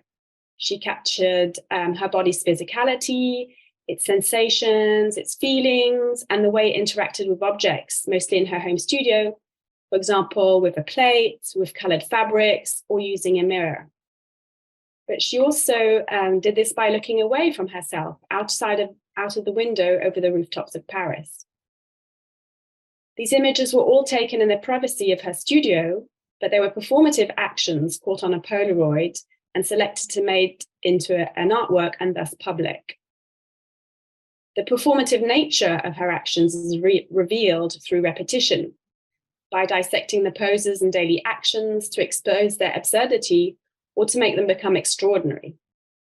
For example, she zooms in on the skin of her neck as it cranes with different emotions such as pleasure or pain. She looks at small gestures such as picking her nose, laughing, following her shadow, or flinging the window open. And I'm referring here to individual frames within two works which are called Arbeit from 1980-1981. These types of everyday gestures and poses are repeated to the point of sublimation. I'm going to turn now to looking at the context in which Villiger was working and some possible sources of inspiration. So during her early travels in Switzerland, to Rome, Los Angeles, and Canada in the 1970s, Villiger encountered different developments in conceptual and feminist art. As a young art student, she was impressed when meeting the artist duo Gilbert and George at their exhibition opening at the Kunstmuseum Luzern in 1972 when she was a student. She no doubt encountered their motto, "Art for All," which they meant that art is part of life. At the Kunstmuseum, they performed their singing sculpture performance, where they're wearing their signature suits, they have their faces painted in bronze, and they're repeatedly singing a very popular British interwar song, which was called Underneath the Arches. This is a work that they stated they started in 1969 after realizing to make art, you don't need objects. You can just make yourself the object. Then you are more complex than a sculpture can ever be. So straddling art forms, including sculpture, performance, video, and photography, Gilbert and George did not want to be limited to the traditions of a medium. And they described their works nonetheless in simple terms such as painting, photo pieces, and later pictures. Their bold grid of images must have really impressed Villiger. But more importantly, their notion of being living sculptures that are continuously performing, questioning the borders of self, society, and environment. These are references that would no doubt have marked Villiger's work. Meanwhile, also in 1972, this time in the United States, Eleanor Antin started a crash diet, recording her nude body's gradual slimming every day on camera from 4 different angles. As if standing in a police lineup or for an ethnographic photo study, she painstakingly recorded her body's daily imperceptible changes as she attempted to carve it into the ideal proportions of a classical female figure, and in the process, also becoming sculpture. Here, Antin makes the performance of pain and gender disarmingly visible as she's posing in the nude, whilst at the same time highlighting society's tendency to objectify women since antiquity. Carving, a traditional sculpture, has since become a cornerstone of early feminist art. Arranged also in a grid, carving poked fun at the supposed objectivity of her male peers. Interestingly, the work had been rejected from the Whitney Biennial for being conceptual rather than sculptural, according to the jury. But Antin, like Gilbert and George, was also dismissive of categories, considering it equally sculpture, conceptual art, performance, and photography. So whilst Villiger was not performing a continuous artistic or sculptural identity like Gilbert and George, in her sculptural works and early works in Bildhauerei, whose etymology comes from picture hewing or carving, she explored the expanded notion of making art in 3 dimensions. She acknowledged that sculpting is a process that involves hers and other bodies within a framework, a subject which Antin is also teasing out in her series. Before consistently calling her work sculptural, Villiger briefly called them sculpting in 1982-1983, both terms underlying action and experience in the process of becoming sculpture. The subject of women using their bodies through performance and for the camera, i.e. body art, was explored during the 1970s by feminist writers Leah Vergine and Lucy Lippard. Lippard looked at how they used their own bodies as political tools by referring to works such as Antin's. Villiger would no doubt have had access to these writings of these seminal feminist art historians as they were published in major art magazines such as Art in America. Villiger's work engages directly in this thorny question of representation. It unpicks to a certain extent how we perform an identity every day and how our actions and representations might be conditioned by society and its expectations around correct feminine behavior. This is most apparent in works where Villiger captures the small liberating actions such as going topless, smoking, or the bliss felt when her body interlocked with her lovers. I'm referring here to another work in the show called Arbeit from 1981, and these were works produced using hers and her lover Susan Visser's bodies.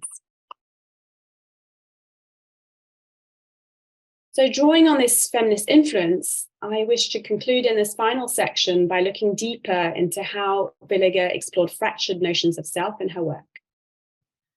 I want to mention now another quote, which is also drawn from her 1985 text on her book, Envy. The word need, envy, describes a dialogue that I conduct with myself, one that was envious and the other was envied. The title also signified my envy of the life of its own that the work took on.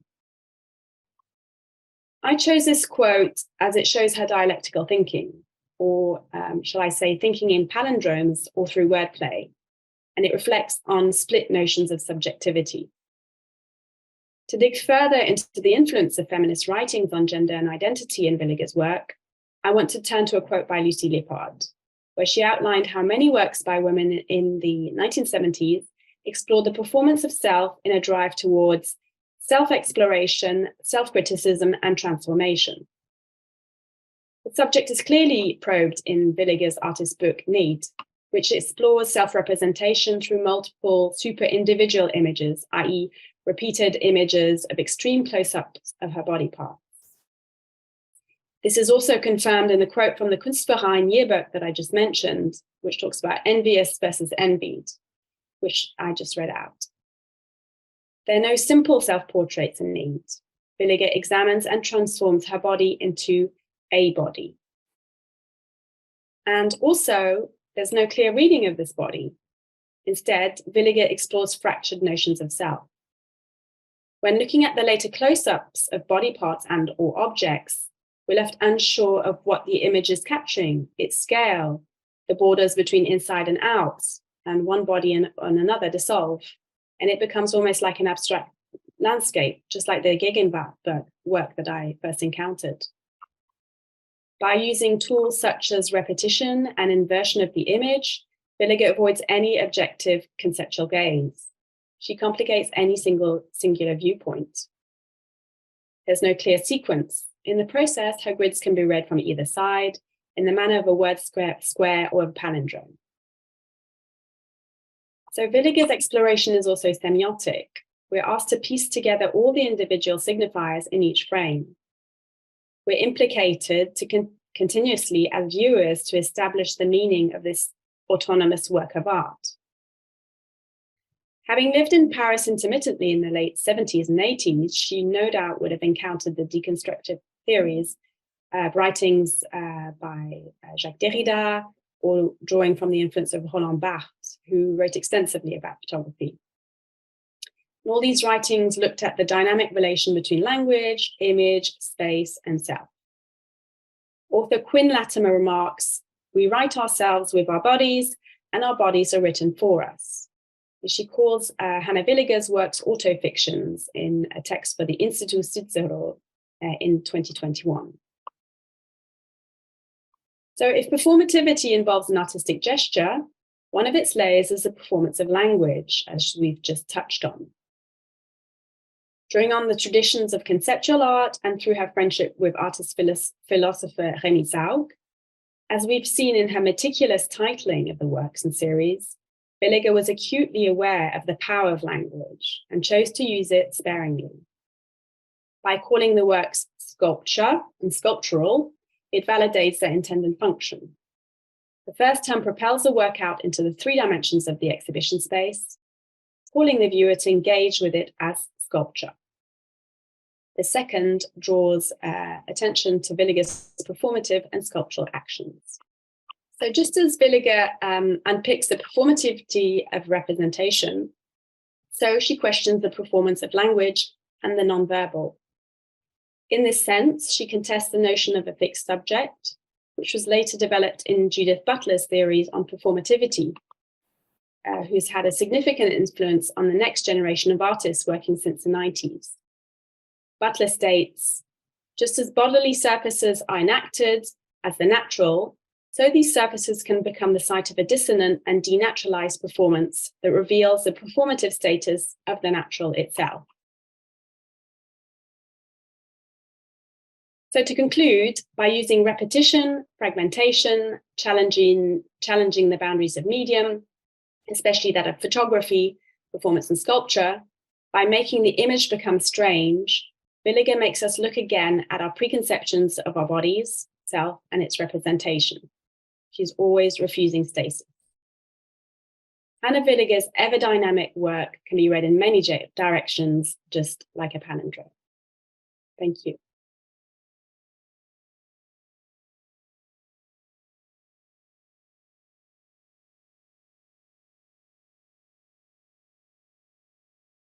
Welcome to my lecture, in which I want to talk about Hannah Villiger's body images from a specifically contemporary perspective, as someone who, like many others, has also been increasingly shaped by images in social media for some years now. But how do Villiger's images work against this background? That's my question of this lecture. What perhaps new meanings, indeed what significance do they have in a present in which images of bodies in particular are very popular and widespread in the social media? Well, perhaps it's a little bit astonishing for you, but based on my own viewing experiences, I cannot help but place Hannah Villiger's photographic work in the history of iconoclasm. Because in each of her pictures, a great deal is not shown or even made unrecognizable. Tight cropping, blurring, underexposed zones, all this gives the impression that the photographs deny their function as pictures. And the most striking thing about them for me are image distortions. When I think of Hannah Villiger, I even feel downright trepidation because there is so little to see in her picture. And I wonder what kind of attitude to life, indeed, what kind of experience of the world the artist had in order to so severely limit the depiction that photographs reliably provide. Well, you may ask, perhaps should that have something to do with the fact that Hannah Villiger was sick more often than average, or are her brittle defensive photographs more a consequence of the fact that Hannah Villiger was influenced by minimal art, was influenced by land art or by other art forms, which in turn relied on reduction, on refusal, on sometimes rigorous forms of sensual aestheticism? Since Hannah Villiger has her own body as her subject in most of the photographs, thus obstructing its depiction, her iconoclastic practices could also be interpreted as evidence of an autoaggressive attitude, I'd say. You can ask, mustn't she have had difficulties with her body, at least regarded it with skepticism, if she made its visibility such a problem? And aren't the deliberate disruptions of the images even to be understood as gestures of self-punishment? Indeed, isn't Villiger engaging in symbolic self-extinction with the way she parceled out, she fragmented, she blurred, she discolored her body in her photographs? Well, perhaps you may ask if she is close to an artist like Günter Bruce, who later described his painful, brutal experiments with his own body in actions like Zerreißprobe from 1970, soberly and trivially as body analysis. I prefer not to show you a picture from that because I don't want to trigger you. And when Villiger herself noted that she listens with the camera along my naked, bald body, around it, into it, through it, one believes one can also read from these words an enormous hardness and coldness, even a will to distance oneself. But apart from the fact that she had to contort, to squirm, to scratch, or to spread herself quite a bit for some shots, Villiger did not really maltreat or even seriously injure her body in the pursuit of her artistic work. That's to recognize. In contrast to an artist like Günter Bruce or to other performance artists, the autoaggression is rather articulated solely in the photographs and the tableaus ensemble from them in the case of Villiger. And this, I would say, places her oeuvre in a different tradition, as artists have repeatedly approached their own bodies photographically in order to dissect them with a ruthlessly analytical gaze to such an extent that the images seem violent. John Coblenz, for example, dissected his aging body from the 1980s onwards, like Villiger, with a Polaroid camera. In his case, it is almost always possible to see which part of the body is visible, but wrinkles, fat bulges, or skin blemishes are shot so unadorned as if Coblenz only considered himself worthy of a picture if and insofar as he looks deformed, perhaps even a little disgusting. Luca Samaras repeatedly placed himself and his body in extreme positions from the 1960s onwards in order to explore himself as fully as possible and to document this in various media, often with Polaroids as well. Unlike Villiger and Coblenz, he also presents his face, which he distorts mimically to the extreme, as if he were suffering physical or psychological pain, for example, exposed to violence. Thomas Lorschütz, who concentrated on his own body in his early work created in the GDR in the 1980s, perhaps in a kind of inner exile, also likes to show parts of the face in mimic states of exception. And then, like Villiger, he harshly juxtaposes several fragments of the body in tableaus as if it were dismembered or abstract material. The image of a use of violence emerges all the more. The abstraction that comes with photographing relatively small parts of the body is due, as in Villiger's case, to the fact that the camera cannot be held far enough away from the body to be able to record it completely. Villiger herself illustrated this predicament in times when selfie sticks did not exist, by pointing out that the greatest distance between camera and body part is the outstretched length of my arm, or of my arm to my toes. Well, to sum up, for recent art history, one could speak of a boom in autoaggressive body images. And we have to take the question, where does the suspicious, the dissecting view of one's own body come from? Does this perhaps articulate a long-standing antibody mentality, often fed primarily by religion? Or is this view the result of internalized ways of talking about bodies with which every deviation from a supposed norm is problematized?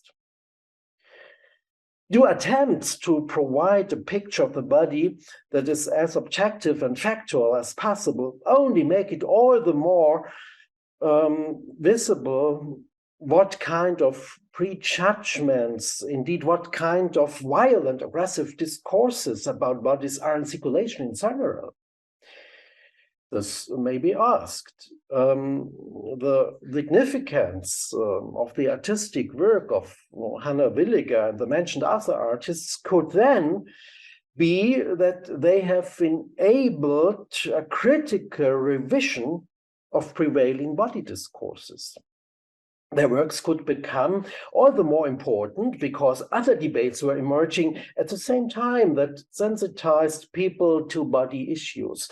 For example, you may think of Michel Foucault's concept of biopower, which soon became very influential, or you may think of Laura Mulvey's analysis of the male gaze regime vis-à-vis the female body, which established new standards of reflection of body images.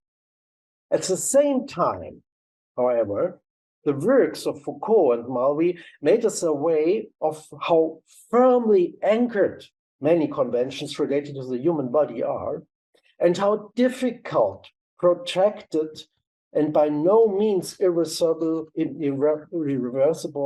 emancipatory attempts would be. And I think some artistic oeuvres, as the one of Hannah Villiger, were not enough for this. Presumably, in historical retrospect, we will one day come to the view that major changes only became possible when many more people than ever before were able to determine for themselves the images that were created and made public of them and their bodies. First of all, digitalization had to progress. Smartphones and social media platforms had to establish themselves until previous ways of looking at and speaking about the body could gradually be overcome. Even if smartphone images may be in the tradition of Polaroids in terms of their rapid producibility, there are at least, I would say, two technical, functional differences between today's photographs of one's own body and projects such as Hannah Villiger's. On the one hand, smartphones are not only cameras, but also offer numerous features for editing the resulting images. You can make unpleasant parts beautiful, you can put a filter over the entire photo, but also grotesquely distort yourself with the help of apps, thus alienating and semantically coding the respective image in many ways. This is attractive above all because the photos are hardly ever taken just for oneself, but, and this is the second important difference, they are usually addressed to others. They are posted, they are sent as a tweet or as a WhatsApp message, though they have a strong communicative and social function. Hashtags, emojis, verbal comments that are added to the pictures reinforce their respective message. However, the media infrastructures within which images are created and published not only give them a binding context, but also favor loud and irritating representations. Even photographs with artistic pretensions are then at the same time committed to other aesthetics, since they are in direct competition for attention with images with advertising intentions, or although with many pop cultural, lifestyle-oriented stagings. From today's perspective, Hannah Villiger's photographic works therefore appear all the more brittle and reserved, I'd say, and at the same time, however, they act as historical models for such of what circulates and has influence in social media. But it is still a widespread concern to confront oneself with one's own body in an unembellished way, to record it objectively, directly, also to document again and again places and phenomena that testify to age, to lack of fitness, or to illness.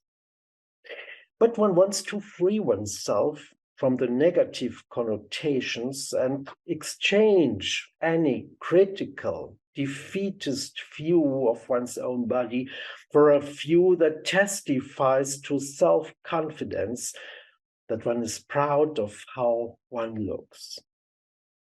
So in a great communal effort, thanks to hashtags like #NobodyShame, people are working on a reevaluation on countless accounts, day after day. While it may be common in some milieus to fix every flaw, first via digital app and later via cosmetic surgery, in many other milieus, people do not want to change their bodies, but distance themselves from possible or from real criticism of them.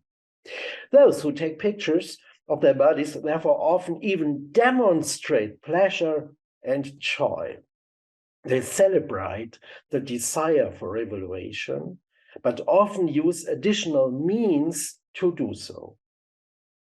The English artist and photographer Maisie Cousins, for example, likes to show parts of the body in close-up, just as Villiger did, and likewise not clearly identifiable, but photographs them in full focus and usually also brightly lit, moreover oiled, provided with colored liquids, or decorated with flower petals, food, or other elements. The images are designed to first push feelings of reluctance to the extreme, but then to allow them to tip over in such a way that an unencumbered sensuality is conveyed. The autoaggressive tendencies of earlier body images have thus been completely eradicated, I would say, and instead of being confronted with photos that problematize and deny their own pictorial character and thus possess iconoclastic traits, here we get shots that show as much as possible. And well, this is probably another reason why Hannah Villiger's photos seem much more violent and autoaggressive today than when they were taken 30, 40 years ago. If some photos of Cousins can also be understood as offensive depictions of long taboo topics such as menstruation or obesity, and thus as feminist statements, many other images in social media are created specifically as part of political activist campaigns. They are intended to overcome any pejorative way of speaking about bodies and to establish a plural understanding of beauty. The body positivity movement in particular has developed several new iconographies and visual languages in this regard in recent years, and other projects have grown up in political and aesthetic proximity to it, which for their part are aimed at imposing new, more open and more complex standards for the evaluation of bodies. One of these projects was initiated in 2018 by Hungarian-born makeup artist Esa Macha on the Instagram account Makeup Brutalism. Well, the reference to brutalism as an architectural style signals that Macha is concerned with using cosmetics in a raw and very direct way. Instead of covering up impurities and serving conventional beauty images, these are to be deconstructed and replaced. Like Villiger, Matcha likes to show sections of the body abstracted, for example, rotated by about 90 degree or 180 degree, but this is mainly to show off the skin like a painting surface and the dysfunctionally used cosmetic products like painting materials. One should first see the photo as a colorful image and only then realize that a face has been painted with it against any beauty convention.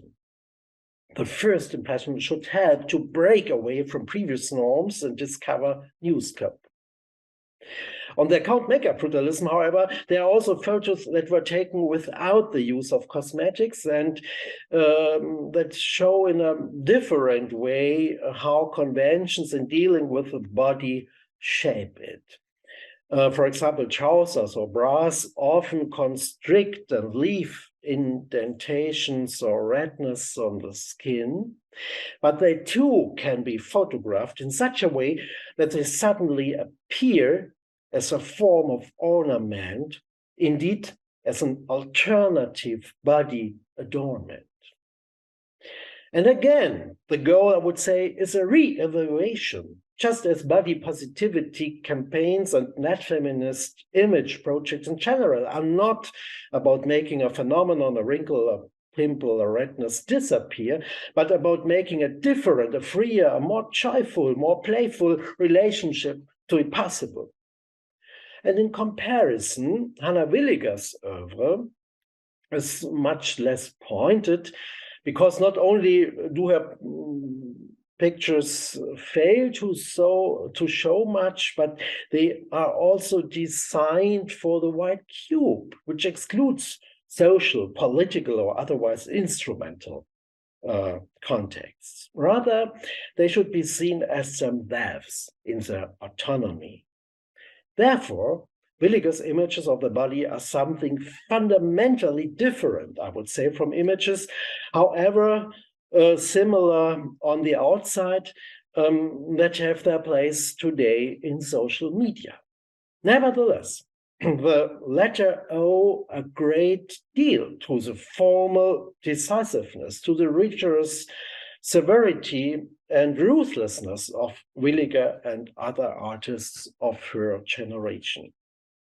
They were the first to test image patterns that were able to develop social political relevance decades later under completely different framework conditions, and which have thence developed so much that the view of bodies has actually become different.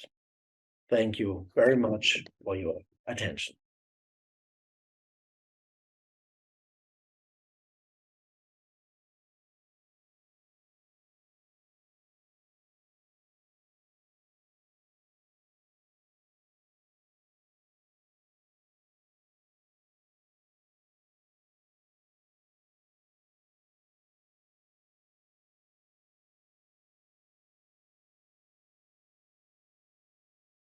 Okay, so maybe we just begin today. So I just want to say hello.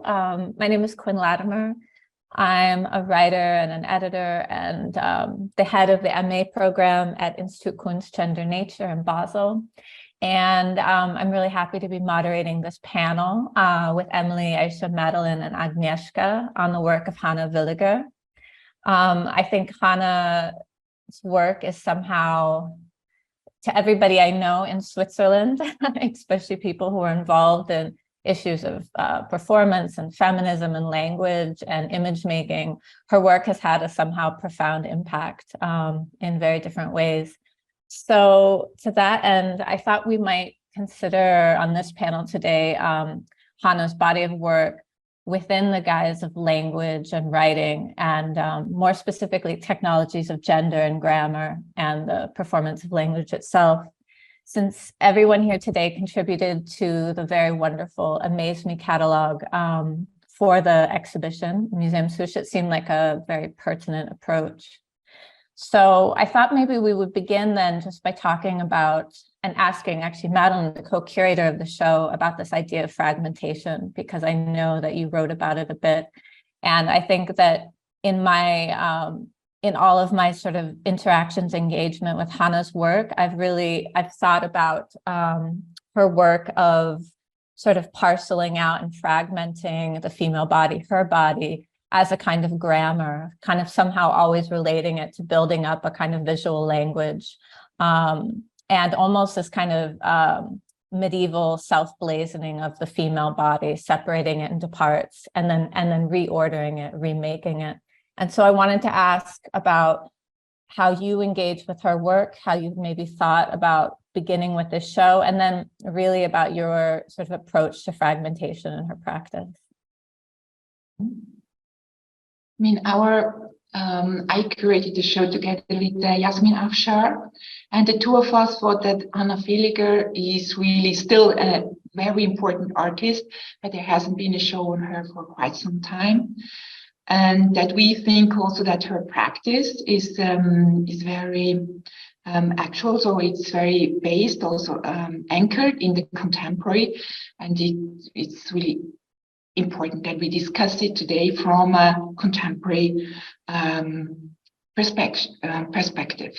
Because Hannah Villiger, she died in 1997, so it's quite some years ago that when her practice stopped. And I actually, for the, as you were mentioning, Quinn, for the catalog, I focused on the theme of the fragment, because I thought that the fragment is quite of a central or crucial theme in the work of Hannah Villiger. As we all know, it's mainly her own body that was the subject to her in her photographic work. And she never ever shows her body as a whole, as a unity. And that is, of course, somehow caused in the technique that she's using with the Polaroid camera, because she's the photographer and she's the object, so she's subject and object at the same time. So it would be technically not possible to have a complete view on her own body. So that is already, at least the hand is cut off, and must be, the hand with the camera must be outside of the image frame. But of course, she goes much further with that, and while her work is progressing, it gets more and more complex, and more and more she focuses on details of her body. And then when it gets really interesting is also how she then recomposes these fragments together in the blocks. Mm-hmm. And she starts in the 80s already, but then further on in her work, mainly in the 90s, she does these very complex blocks where with the fragments, she constructs something new then. Yeah. I mean, I think she has this beautiful line where she says, I just have this here. My aim is not to just represent a given, but to create an autonomous work of art. To this end, I use the means of painting, sculpture, performance, and photography. Persistent repetition turns my body into a body. And I think this is interesting, this persistent repetition. And as you spoke about this, this fragmentation, that then she sort of uses these different sort of fragments and close-ups of the body to constantly build new bodies and to build sort of new sentences along this line. And I guess this sort of leads me into thinking about what we're actually seeing in those blocks as you brought them up. And one of the things we're often seeing is skin and surface. And I think skin is somehow one of the, it's sort of it's the field, it's what we're looking at constantly. And it turns it, moves between sort of the human and the biological to the vegetal and the parchment and the arboreal and fabric and so forth. And so I wanted to ask you all, I guess, about this idea of surface and skin and how you consider it in terms of her framing and in terms of this kind of all over and ambient quality that often happens. Because when we think about fragments and details of the body, we're thinking about seeing specific things like a knee, a breast, a chin, an arm, but actually what we're often seeing is a kind of field. It's something a bit more all over. So how do you consider this in your approach? Maybe I should, like in your essay, for instance. Yeah, I actually started with the skin for the reasons that you just mentioned, because that's, when you start interacting with Hannah Villiger's work, that's what you see. And what I'm really interested in, and what I think is so fascinating, is that you sort of have this very consistent insistence almost in flatness. You mentioned this sort of all over. And I think it's really interesting because her work can be perceived as being very sculptural, three-dimensional, but at the same time, she seems to, in these blocks, to insist in a very sort of flat surface. And so I started thinking about the skin and what it represents and its porousness, its quality, if you will, and how it translates and doesn't translate in the form that she uses with the Polaroid, and how the quality of the Polaroid translates then in the C print, how it transforms, if you will.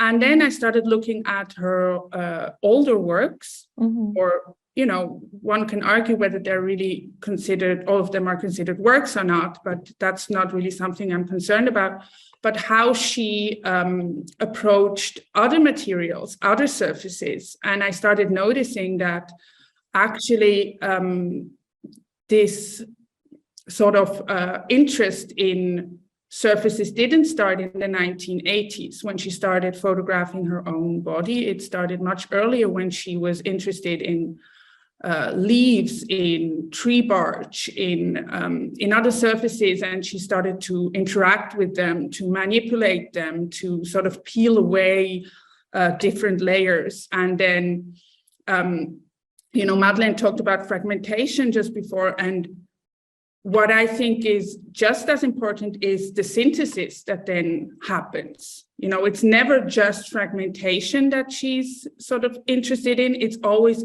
a synthesis as well. And Quinn, you just mentioned this sort of parallels between the skin, the body, and the natural world. And that's something I'm actually interested now in, how this sort of synthesis of disparate fragments, how they come together and they don't form a coherent body that, adheres to the bodily schema. And these bodies are not necessarily gendered. They're not even necessarily human. And that's what I think is maybe something that is also interesting to talk about. I think there has been quite a lot of talk about, how these images do not look like traditional nude photography, but the bodies that she's showing us, or that sort of maybe appear in our perception when we look at her works, are not even necessarily always human-looking bodies. And that's what I'm interested in right now, and I think that's very fascinating.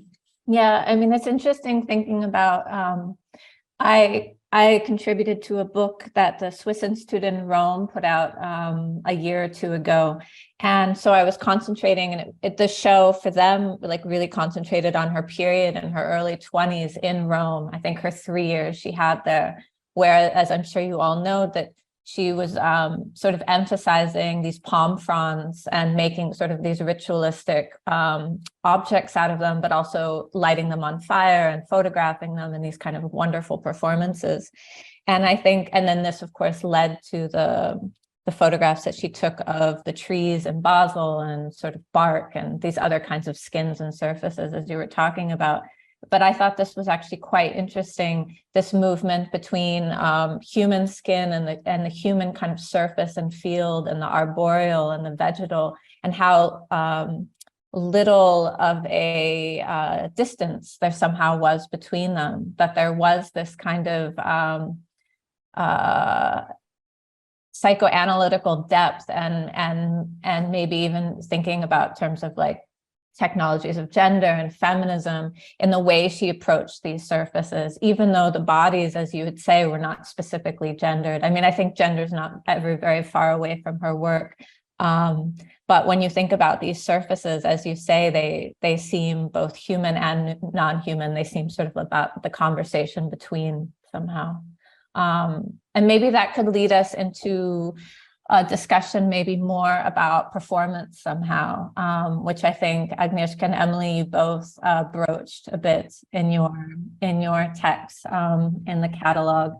And I guess maybe beginning with Emily, this idea of, I love that you kind of situated, I mean, many people have, but the sort of palindrome of Hannah, of the name, and then thinking about this in terms of performance and feminism and the performance of language. So do you want to talk a little bit about how you thought about her work in your essay? Sure. Yeah, I was quite struck that a lot has been written about Hannah Villiger in terms of sculpture and photography, and how she was a sculptor and she considered herself a sculptor. But she also worked with performance, and she said that in this text, Made. But I was interested in this, not, I suppose, performance in the traditional, 1970s sense of performing for a public, but more performing in the privacy of her studio. So thinking about performativity, so performing for a public that would be experiencing it within the exhibition space. And this was tied into her thinking about sculpture. I was quite puzzled by this kind of initial statement that she said that she was working in sculpture. And I gradually came to understand it, that she's thinking of sculpture in the expanded sense. So she's thinking about the relations of, initially the relations of objects within a space, and gradually through, her photographing these sculptures, she came to use her body as a sculptural material in a performative sense. And the object disappeared altogether, and it just came focused on her body. Mm-hmm.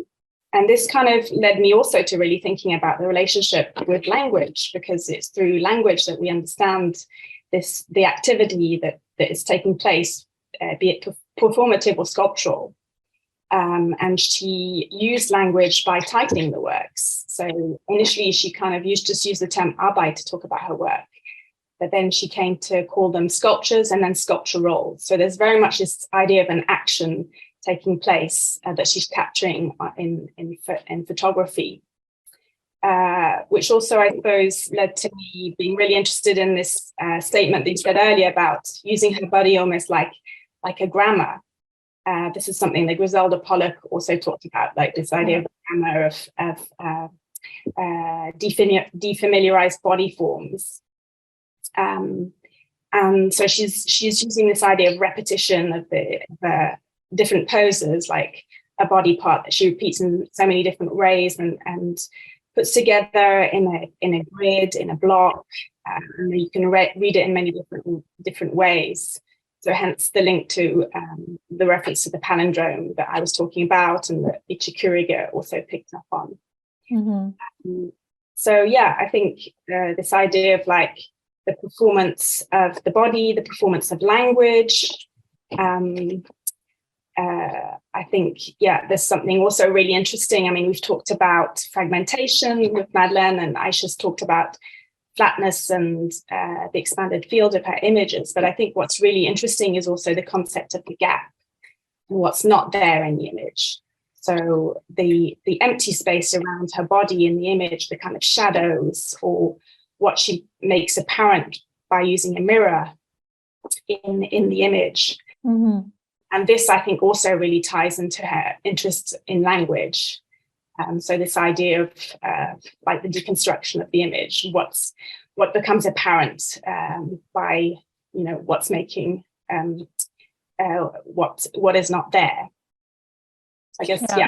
Absolutely. And that also seems to then go back to this idea of the sculptural or of sculpture, because I think one of the things that's like very literally overpowering about her blocks and about her works is the scale.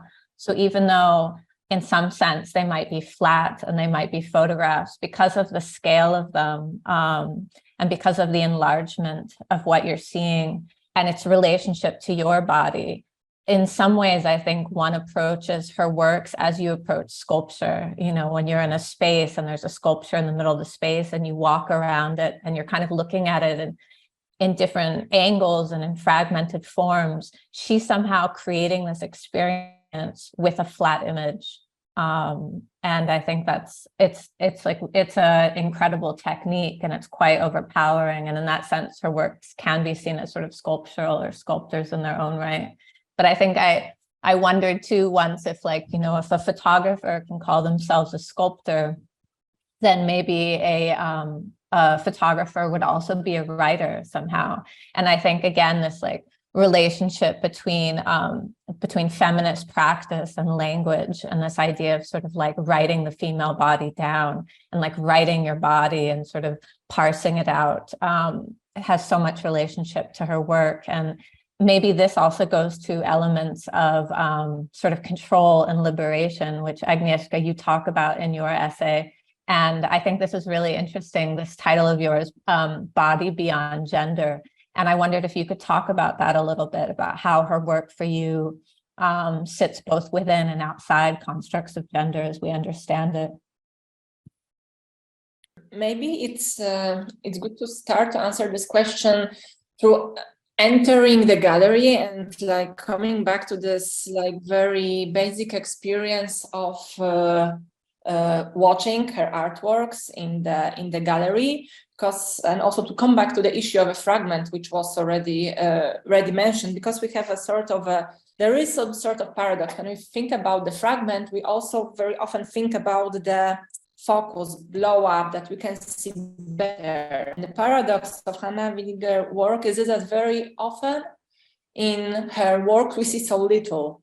Yes, which of course also bring us to the issue of representation, and which you have already mentioned, representation of a female body in general, out of gender. And then the other issue, which it's I think very important to catch, this issue of control, lacking of control. It's also the situation in which she was making her artworks, which brings us to the notion of a performance as a situation, because this is also for how she made her artworks, that the situation in which they were made, that very often she was photographing her body, but she was really not able, from one side, she could not see the picture that will happen. That's why very often they are unfocused, yes, because she could not control it. But from another side, what the Polaroid camera gave or enabled as a medium was this, that she had this very quick access to the effect of her work, and then through this she could control it and correct it. Yes, so take once again the image, make it exactly the way she wants. Of course, when we just take a look at her works, if we just ask ourselves if this is feminine body, what sort of body it is, it's not so easy, I think, to answer, because of course there are some works in which the gender is visible and in other totally not. Then, of course, I think this the quotation you just mentioned from the beginning, and the notion of a body, here it's very interesting. What does it mean that what she expressed, that her aim was to create a body, yes, a body which would be somehow, you could imagine, universal, yes, but what does it mean, a universal body then? Does it mean a body that doesn't show not at all a gender? Also, in terms of this almost obsessive act of photographing herself, not for 1 year, for so many years, this also brings a bit another notion that how long. That's why this research was so long. Yes, like we have other example of artists who had this practice, this obsessive practice of, maybe not like we had in Poland, for example, Romano Pałka, this very known artist, was all his years making the numbers, yes, and making these pictures out of numbers. There is some sort of similarity that she was really like searching. Yeah, that's also a question. Why it took so long? Where from comes this a bit obsession with her own body? When I look at her works, I have very strongly this notion of androgenic body. This is what I see when I look at her works. This is the let's say the impression I have. Of course, there is also what Aisha already mentioned, that there are those scales. From one side, her works are so intimate, but so quickly they get to this a bit almost post-human impressions, yes, that we really don't know what is it. This is some sort of a last landscape that is built out of the body. She constructs some sort of new vision almost of a body. Yeah. Do you think that, I mean, thinking about the body in the sense, and also the feverish nature of her skins, of her images, and then also, of course, of how young she was when she passed away, and her sort of almost like lifelong illness dealing with this, and her changing body in her images. Do you think this emphasis on the body and the skin is also in relationship to the illness that she was sort of grappling with for most of her life, most of her adult life? I think this is one of the narrations we can build around Hannah Villiger's work. For me, it's very strong. Like when I read about her history of her illness and her visits in a hospital and how long she was there, and in fact from there she started to photograph her body. Of course, it's such a strong story that you start to be in this narration and to interpret her work through these lenses in a way. But I find that that's one of the narration for me very strong, and the one that I would I also followed in the text. I wrote that we can see also her obsession in the body as an effect also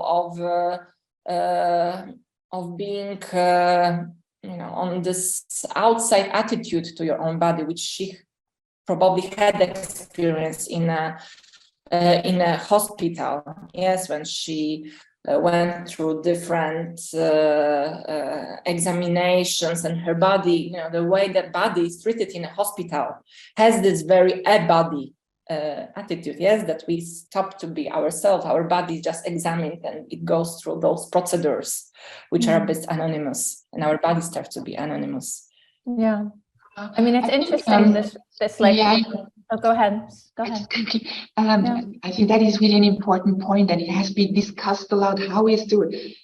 What importance does her illness play for her work?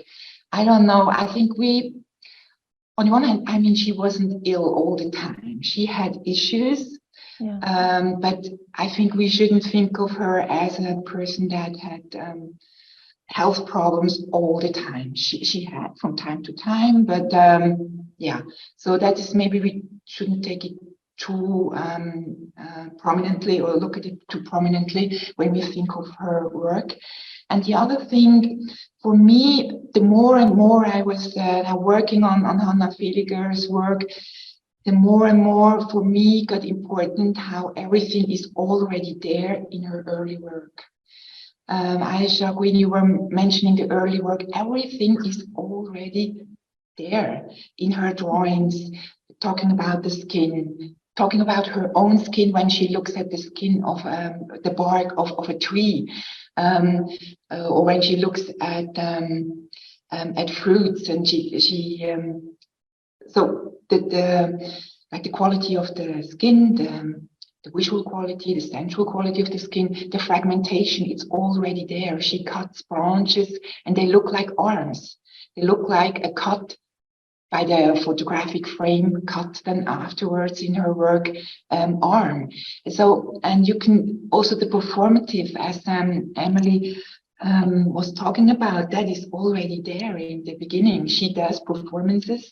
Then, for instance, she throws these palm leaves. She puts them on fire even. I think that is also an important, how maybe her own body somehow put on fire when she photographs it. So there's this energy in these palm leaves, and then she throws them through the air. And this also then you can link it to the performance aspect in a way that, I mean, the Polaroid camera is something very primitive as a medium. You can't adjust anything. You just hold it somewhere. And so if she moves, and she moves quite a lot in front of, then it gets blurred. And she works with series as well. That's also then the performative, that sometimes it's like stills from a film. If you think of the exhibition, the first large block that we're showing from mid-90s, there she's circling with the camera above of her head, and she's moving around. So it's like, yeah, like stills from a film. And also the posing is kind of a performance as well. I mean, sometimes it gets more and more complex in doing over the years. And then when we look as a viewer, we try to understand what we see. And then we understand that it's how she's really, how she works with her limbs. She's not like making knots almost, and very complex. She takes very complex poses. So that is also kind of a performance, almost close to, I don't know, dancing, yoga, or something like that. How she moves then with her body in front of the camera. I just wanted to say too that just to point it out, I mean, I think people mentioned it in the essay too, though, that since she always took these photographs herself, like the reason why they were so close was because it was the extension of her arm, you know. And so I think, and this goes back to this relationship, this kind of mirroring, that like when you approach her works, you're constantly thinking about the body you're seeing in relationship to your body. It becomes a kind of mirroring in some sense. And yet she was enacting that in the performance of her photographs. I mean, they're performance photographs in a sense, which links them very strongly to a kind of feminist practice and practices that are happening in the 70s and the 80s and the 90s. But also to bring it back to this idea of language, I mean, thinking about her work as her body as the sort of site of her work, but not the subject of her work. And I think this is really interesting because if you think about this, like, as you said, this like compulsion to document her body over the course of her entire life, this like daily practice. And yet it seems to me like less autobiographical and more like a kind of autofiction, you know, that she's using herself, as you say, Madeline, as a character in a film, that it's like very cinematic. She's simply sort of a material. She's an actor to sort of act out these narratives and work out these ideas that she has about image making, about body, about surface, about skin, about gender, about technology, because what is the Polaroid? It was at the time a new technology. It was a new form of image making that was, as you said, like quite primitive. Yeah, and so I think these questions are that you know, there is this, I come back to it because we're in a moment now, I think, both in terms of the moving image and in terms of contemporary literature, and in terms of also like just contemporary art practice as a whole, that we're thinking about this term, the auto. So auto theory, auto fiction, auto ethnography. There's again this emphasis on like sort of meta narratives and meta fictions, where the distance between the maker and the character is kind of blurry, the distance between the document and the fiction. And it's interesting how much her work sort of is founded in this and predates this, and almost like prophesies the kind of place that we're at in terms of contemporary making culture today. And I guess, so that brings me to my question now for all of you. How do you think her work somehow influences, directly or not, practices by younger artists today, maybe even her peers, but also sort of contemporary practice that's coming out today, like sort of threading it to the work that she made?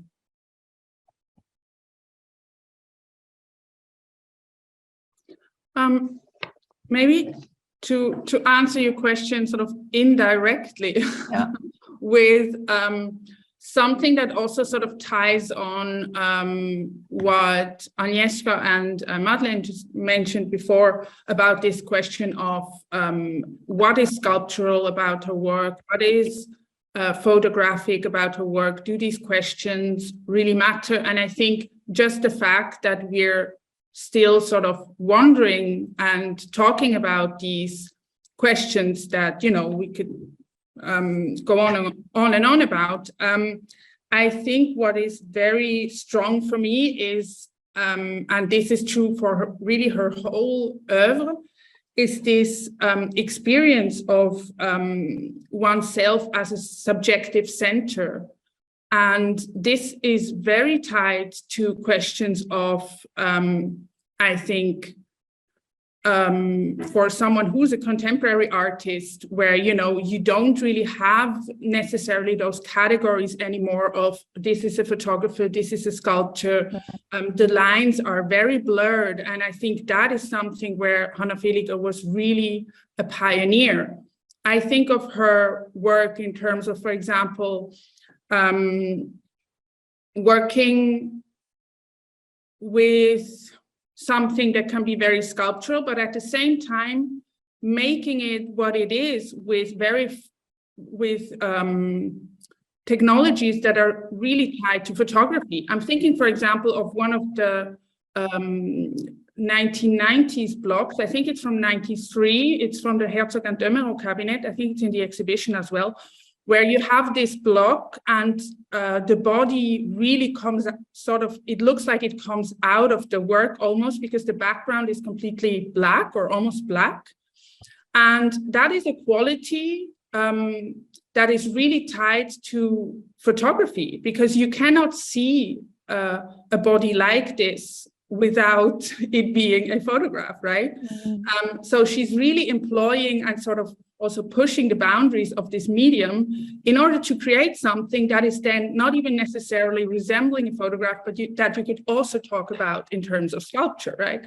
And I think this is even true for Manon. You mentioned these palm leaves that she's lighting on fire, or there's also these black and white photographs of these of planes and zeppelins and these boccia balls that are sort of slammed together. And I think all of these can be tied to the same idea of energy and of the experience of mechanical forces, of gravity, and then at the same time sort of being contrasted with this embodied intuitive knowledge of, you know, your own orientedness in the world.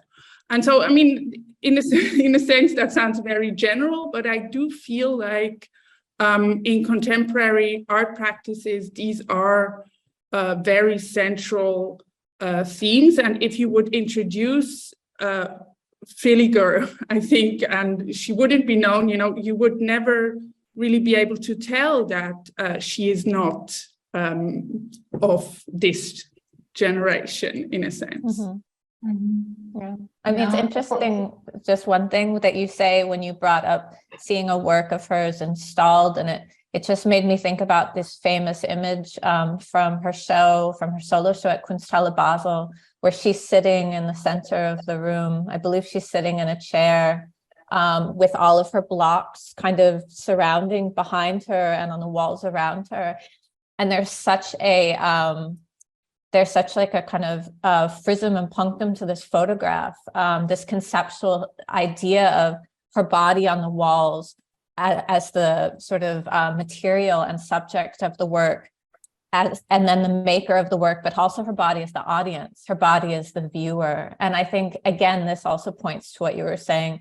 This goes beyond this kind of transdisciplinarity of being, you know, both a sculptor, a photographer, a writer, a filmmaker, a performer, a feminist artist, an artist interested in the non-human.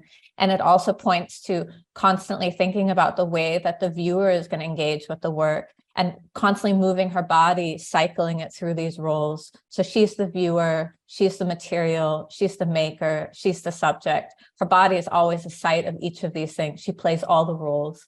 And yeah, I think that's quite interesting. What were you going to say, Manon?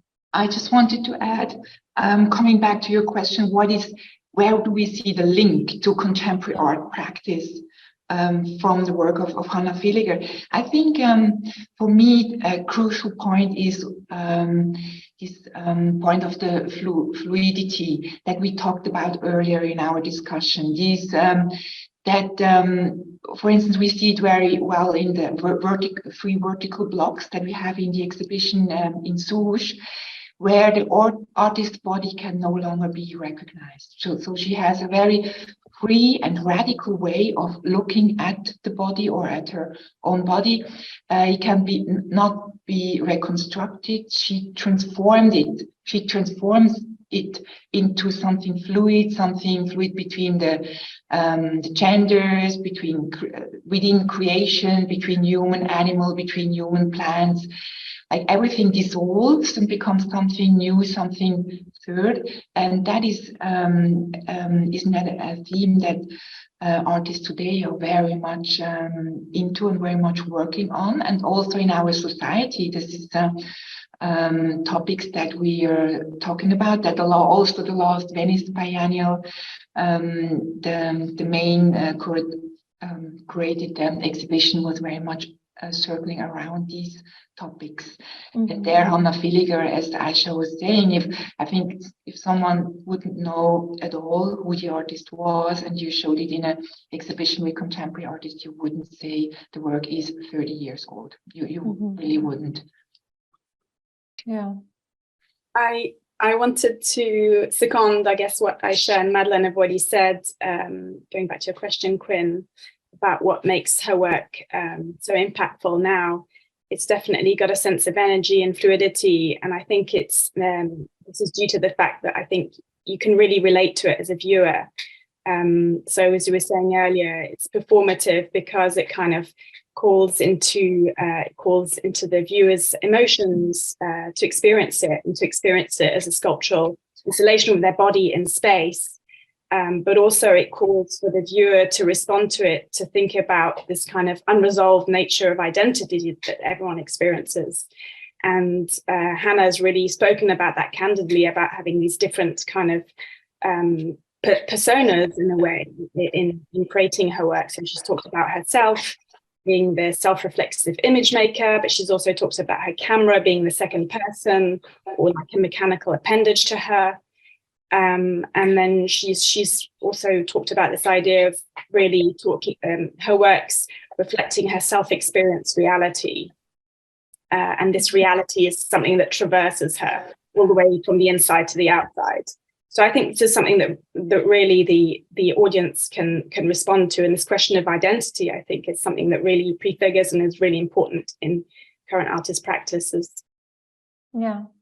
Yeah, and maybe too, maybe this brings up this question, which is, maybe less central to her practice, and yet it's there from the beginning. And that's this, I think I maybe also relate it to this idea of the camera as a kind of prosthetic or an appendage, but also her interest in textiles and fashion and style and making and dress, because when you think about the body, you also think about what clothes it or what unclothes it.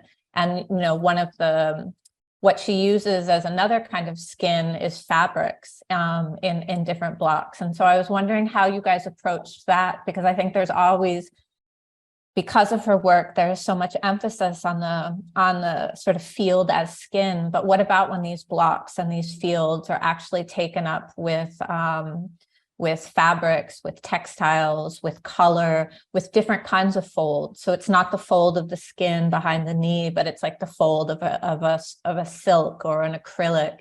And again, this like almost sort of cycling between the human and the non-human, the biological and the non-biological here. What do you guys think about this? in this film that Edith Yu did on Hannah Villiger, there is this, she speaks about her skin, that her skin is like a dress for her. Also that she doesn't feel naked, but yeah, she's wearing a dress. And that's also interesting, I think, how she is treating nudity, and nudity is not something that has to do with intimacy for her. Right. But and then also we have to think about the last works where textiles, these very last blocks, there are 3 blocks where textiles are the main subject in the on the pictures. Yeah. So the body somehow behind these colorful textiles disappears behind these textiles. And yeah, but that was just a short remark. Regarding fashion, fabrics. Yeah. I think it really is quite, I mean, to me it was very unsurprising to hear also from friends of hers that, you know, she was very interested in clothing and didn't have a lot of it, but very specific pieces that she really loved. Because when you think of it, you have, you know, after the skin, it's the, sort of the second layer of that surrounds your body, right? So if the skin is the dwelling and there's this exchange of outside and inside, the clothes are what sort of also protect you from that. And I mean, we've seen this with other artists, you know, I always sort of think of Louise Bourgeois, for example, who was so interested in the body, but it was also so interested in textiles and sort of what they mean, because they're the closest thing to the body in a lot of senses, not just when it comes to clothes, but also if you think of the bed, for example, and the textiles that you would have on the bed. And I know Hannah worked with a sort of a sheet that she would put on the floor. So she would have this very sort of small space that was closed, if you will. And so this direct skin contact with these textiles, I think, are very important. And I think there are 2 ways sort of in which she incorporates these textiles. One is where she would, as I think, Madeleine, you've already mentioned this work, or maybe you haven't, that very late work where the textiles sort of become the body, but there's also the aspect of the textile that is in the background. And that is also something that I think is so interesting when we think about photography, sculpture, and the role that sort of the foreground and the background play for her. And I think it's very interesting that this background is a textile one. So the gaps, I think, I don't know if Quinn, you talked about this in the beginning, the gap that is sort of, you know, ever present, almost as present as what is there, is something that is a main feature of photography, obviously. It's also a main feature of photographing sculpture, even in, you know, in an art historical sense, when you think about 19th century photography of sculpture, and there was a whole art of how do you, what angle is the best angle to sort of capture the 3-dimensionality of sculpture, etc. And the background would obviously play a very important part. And then this background is sort of, even in these blocks, is always contrasted or followed or resisted by the gaps between the plates. Because there's always, the plates are never seamlessly put together. There's always this gap. I think it's always the same amount of, maybe Madeleine, you know how many centimeters are supposed to be in between those plates. But if you think about it, that's what makes the grid. That's sort of what makes it seem like a block that is, I think I say this in my text, that a block that you would, you know, take apart and then put it in a flat way onto the wall. Mm-hmm.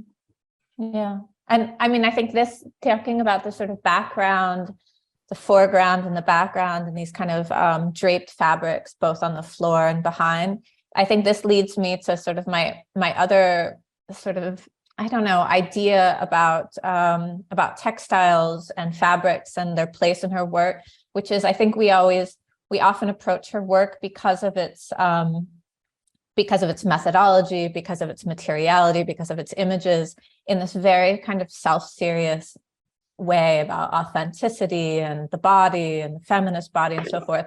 But there is also something for me quite camp about Hannah's work. And there's something quite playful. And I think this is kind of also my interest in the textiles and in the fabrics, because also in images of her over her life, she had incredible style. And it was also like, it was sort of changing, you know. And I was thinking about this, again, I think this was Emily, you were talking about this fluidity of identity. And I was thinking about this, like, and Agnieszka, this compulsion of documenting, using her body as the site of her practice over her whole life.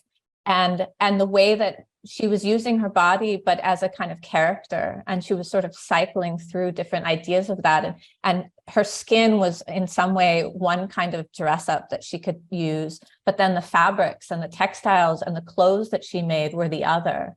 And I think this is a kind of aspect of her work that sometimes not spoken about enough, because I think it's easier for us to go to the very like sort of serious and psychoanalytical, you know, elements. But there is a kind of campy playfulness, and again, I guess in terms of ideas of identity and gender, there is also a bit of a queering here, I think, you know, that's moving it not just from the femme body, the gendered femme body, but to something sort of more non-binary, basically. Can I respond to this one? I was going to say, I mean, there's definitely a fluidity at play, but for me, going back to specifically thinking about these fabric works, I mean, I see these works as quite erotic in a way, whereas a lot of her later work, you get the sense that her body's become frail. So whenever she's photographing it, you have less this kind of erotic tension that you have in her earlier works.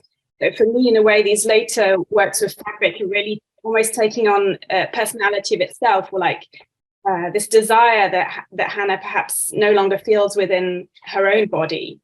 So yeah, I really see these fabric works as thinking about desire, which I guess links back to what you were saying, Aisha, earlier about the relationship between skin and contact and intimacy.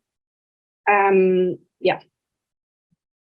And if I can add something about like the playfulness and the textile, like also one of the things that really like fascinates me, I think almost the most in Hannah Villiger's of why is this play you have between being really like naked, so uncovering, but at the same time not telling much about yourself.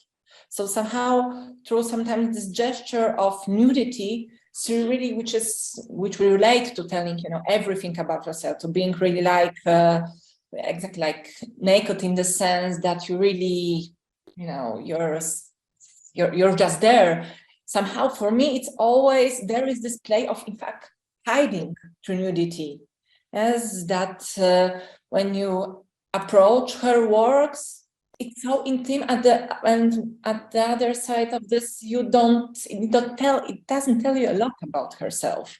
So I see here some sort of a play she builds also with the viewer, that you can in a way put another layer, a cover, through the gesture of becoming nude and taking off your clothes. Mm-hmm. I mean, I think what we must not forget is also that, you know, when we sort of link the skin and these textiles, there is a stark difference that I think is very important, is that, and she also talks about this over and over again in her work diaries, that you cannot really change the skin you're in, right? And this is, I think, fundamental for her practice, that she's very aware of the fact that everything she does is sort of within the dwelling of her own skin, and that skin for me is marked, and it literally is. I think in the film that you mentioned, Madeleine, she also talks about, you know, having these freckles all over her body, and that they sort of give her body this painterly quality. So in a sense, her body is not just any body or a body, it is marked.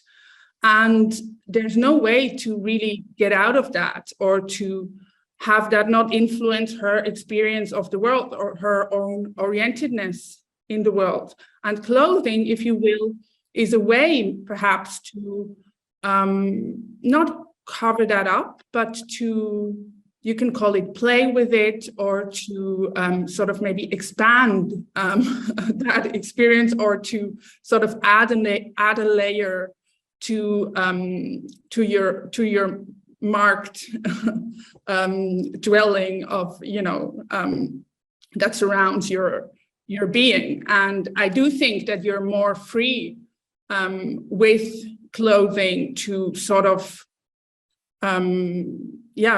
blur the lines, or to get out of sort of the shell that you're in. I mean, it's interesting. And in this, yeah, go ahead. And in this context, it might be just interesting to mention that she also painted on her skin. So there are quite a few works where she really adds color to her skin, or where also she, we don't know exactly how she did it, but she rubbed or something the skin, and it gets red. So she, in one way, she does it natural, the reaction of the skin gets red, and then she takes the picture, or she really adds paint. So we always talk a lot about this relationship with sculpture, and where she comes from, of course, also, but the relationship to painting is also an interesting topic in her work. And just to say too that, like, I guess with the painting of the skin, but also with the clothing and the fabric and the textiles, I mean, dressing is a way of fragmenting and highlighting different body parts. You know, when we dress, we're, in some ways, what we're doing is we're also fragmenting the body. We're emphasizing certain parts of the body. And it's interesting because it feels like the eros and the eroticos that's in her methodology of taking photographs of these fragmented images of her body and reassembling them in these different sort of sentence-like forms is also there with the textiles, either as background or as dress, because they're also there to somehow highlight different parts. They're there to sort of emphasize difference and emphasize detail, basically. And I think when we think about the erotic and we think about eros, we're usually not thinking about totality. We're thinking about fragments. Fragments are our entryway to a sort of to an erotic imaginary or feeling or experience. And in some ways, she's like kind of, I think, playing with this idea in a way. And maybe this has to do, Agnieszka, with this idea of sort of liberation and control in some sense. Yes, I think like to get to this, to the issue of erotics in her works is really interesting, because from one side, exactly, there are some works in which it's directly addressed. Yes, so there are the works in she's in fact like masturbating, and which are like almost on this edge of pornographic works. And then I think just there are of course some gestures, and I think this also comes to this notion of like that it's expressed, as you said, through the fragments. Also, when you're in clothes, that like for example through a touching of some parts of the body, which gets like very also erotic and sexual. That there are some, you know, in this fragments you have those that she's like also these gestures of touching. But of course, I think that's you know the voix of Hannah Villiger. It's so rich because there are some many things that are like full of paradoxes. Yes, from one side a body, but then how it brings notion of still of erotics, and how her body still tries to. I really like this what came now in the what Aisha brought, this getting out of the shell. Yes, but still not really, you know, being able, because those things also, as sexuality also stops you maybe in a way, yeah, also in your body, or where in fact in what she wanted to get out of her shell, she in a way could not. But what's like this vision of this new body? I don't know how you perceive it. Do you see that like this vision of a new body, of a body, would be still like sexual, full of erotism, or opposite? I would be also very interested to hear how you see it, because I'm not sure what is my really like, I don't have a clear answer. I'm like really rather in the process of thinking about it than giving really like clear answer. I see it in this work, but I'm really not able so quickly to give answer. Mm-hmm. I don't know. I mean, just to say quickly, I think also that, yeah, just to point out the difference between eros and eroticos, and that eros, of course, has the erotic in it, but the eros is also tied very clearly to a kind of creative power.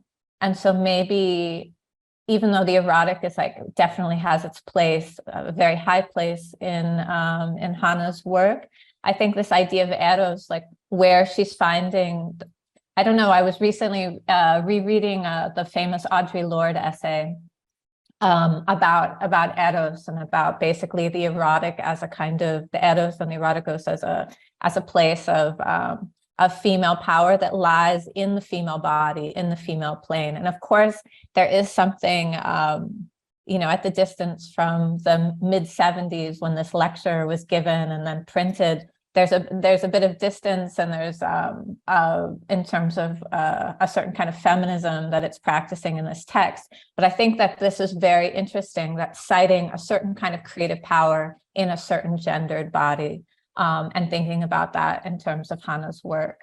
And that doesn't mean that creative power comes out in gendered ways of, you know, looking like a certain kind of femme body or a butch body or this, but that the power itself is existing inside the body, and that this is where the eros is kind of springing from. I think this is an interesting idea to think about in terms of her work, because it's hard to, because of the power of it. It's not an intellectual exercise. It's an exercise of ideas that are based in the corporeal, in the body itself. I mean, it's interesting because I think when going back to language, everything in Hannah's work is like a mirror. So when you talk about her work, you're talking about her body of work, which is basically based in the site of her body. Like everything is sort of the Ouroboros, like the snake eating its tail. Everything doubles back, and I think that's quite interesting somehow. Yeah, I really, when I think more about the word desire than maybe the erotic when I think about her work. And I mean, I didn't make this up. This is literally something that she also sort of talks about in interviews. And I mean, we have her text in the publication, right? The Night, Envy.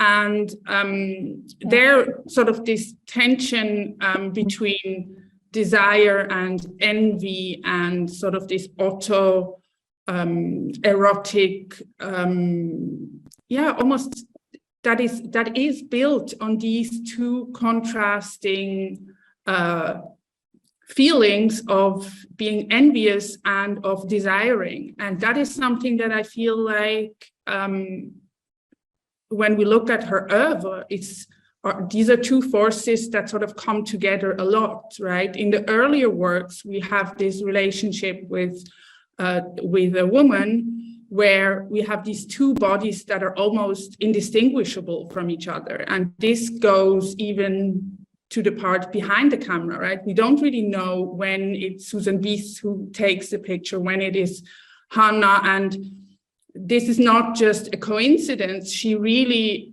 the way that she frames these pictures, we can see this in Madeleine's essay and also in mine with some of the examples. It's almost impossible to see which one is which, right? So here, desire and eroticism is sort of based on similarities and physical similarities.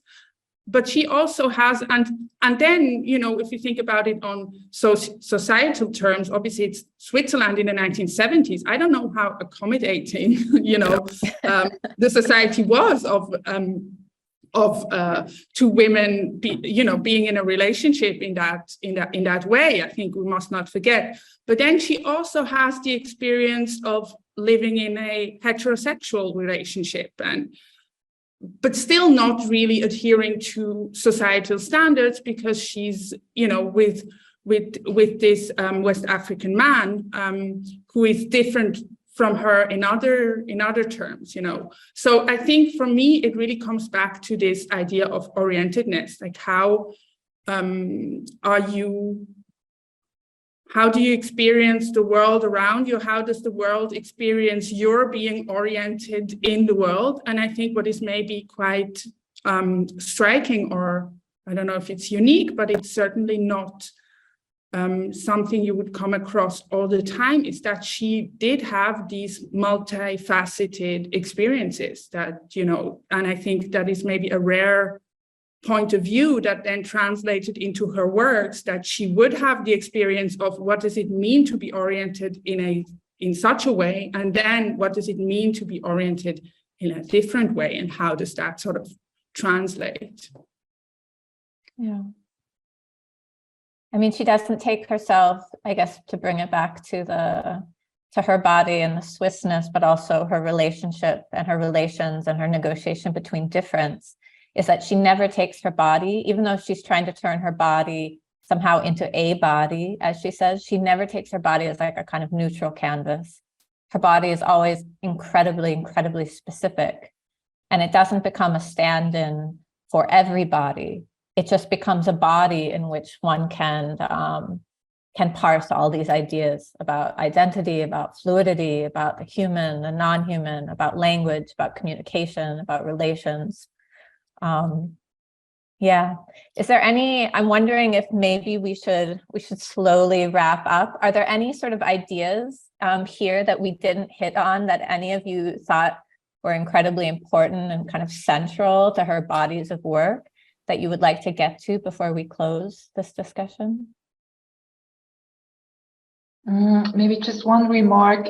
When I was listening to Aisha's last statement, I think what is important when we think of Hannah Villiger also as a person, how she was living her life and so on, how she was living her life as an artist, that I think she was really very courageous and very not doing any compromises.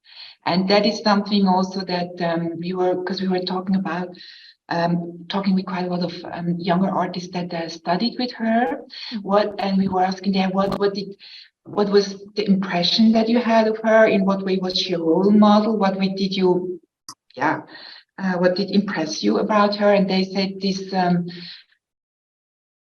her courage, how she no compromise, she with this certain radicality, I would say. She just took the road that she had to take, and she didn't look to the left or to the right. She just did her thing.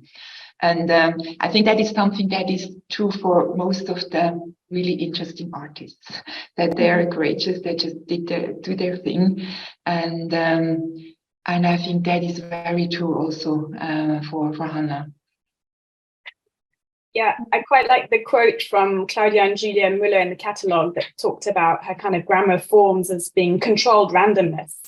I thought that was a beautiful kind of summary of her practice, in a way, this idea that it's very controlled and specific, and on the one hand, but also very experimental on the other, and like just constantly open, just constantly experimenting. And yeah, it's a shame that her career was cut so short, because I would love to have seen where it would have taken her.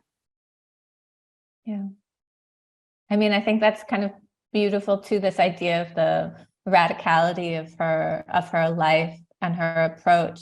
And yet, in some sense, it seems like her sort of radical subjectivity as an artist and as a person and as a maker in the world also didn't separate her from others. Like, she was constantly in relationship somehow. And I think this is, I see you spoke a little bit about this, and this is also, I think, somehow a profound part of her practice.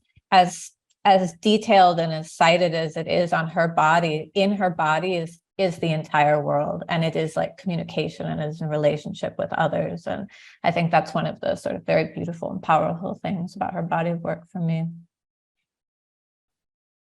So, if there's not anything else, maybe we will just wrap it up. I want to thank you all so much. It's when I first came to Basel over a decade ago, I went to the Museum für Gegenwartskunst, the Kunstmuseum's contemporary section, and they had some of her blocks in their permanent collection on display, and I had never heard of her work or seen it before. And it was a really profound experience for me. And so I kind of feel like my entire time in Switzerland, her work has been this kind of red thread across the way. And so it's been very nice the last few years as more and more of her shows have been happening. Last year, being able to write about her work, this year, being able to be in conversation with all of you who are so deeply engaged with it. And it's a really wonderful experience. So thank you.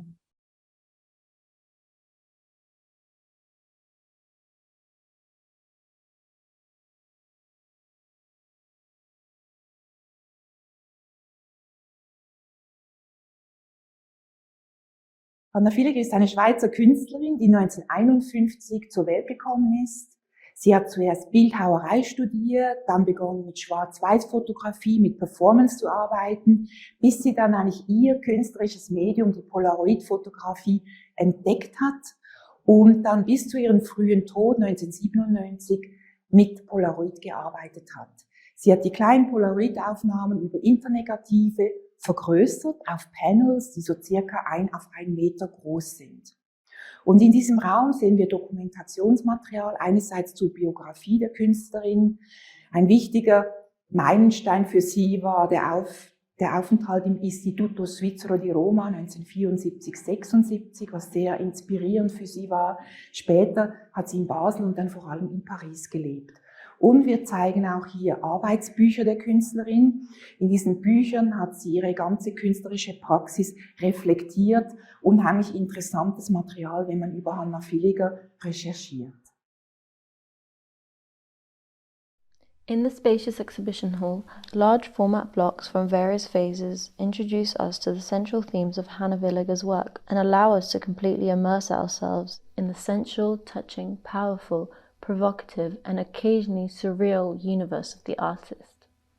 In one work, she combines shots of her head and feet to create a film-like sequence, while in another she focuses on fragments of her body like her armpit.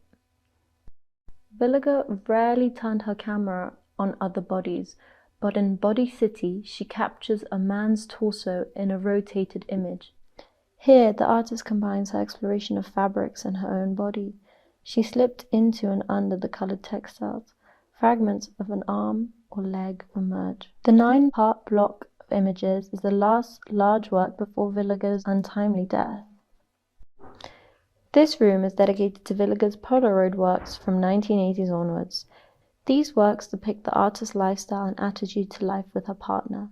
The motifs include the two women themselves, as well as objects from their surroundings, such as a pair of leather trousers that appears as a living being.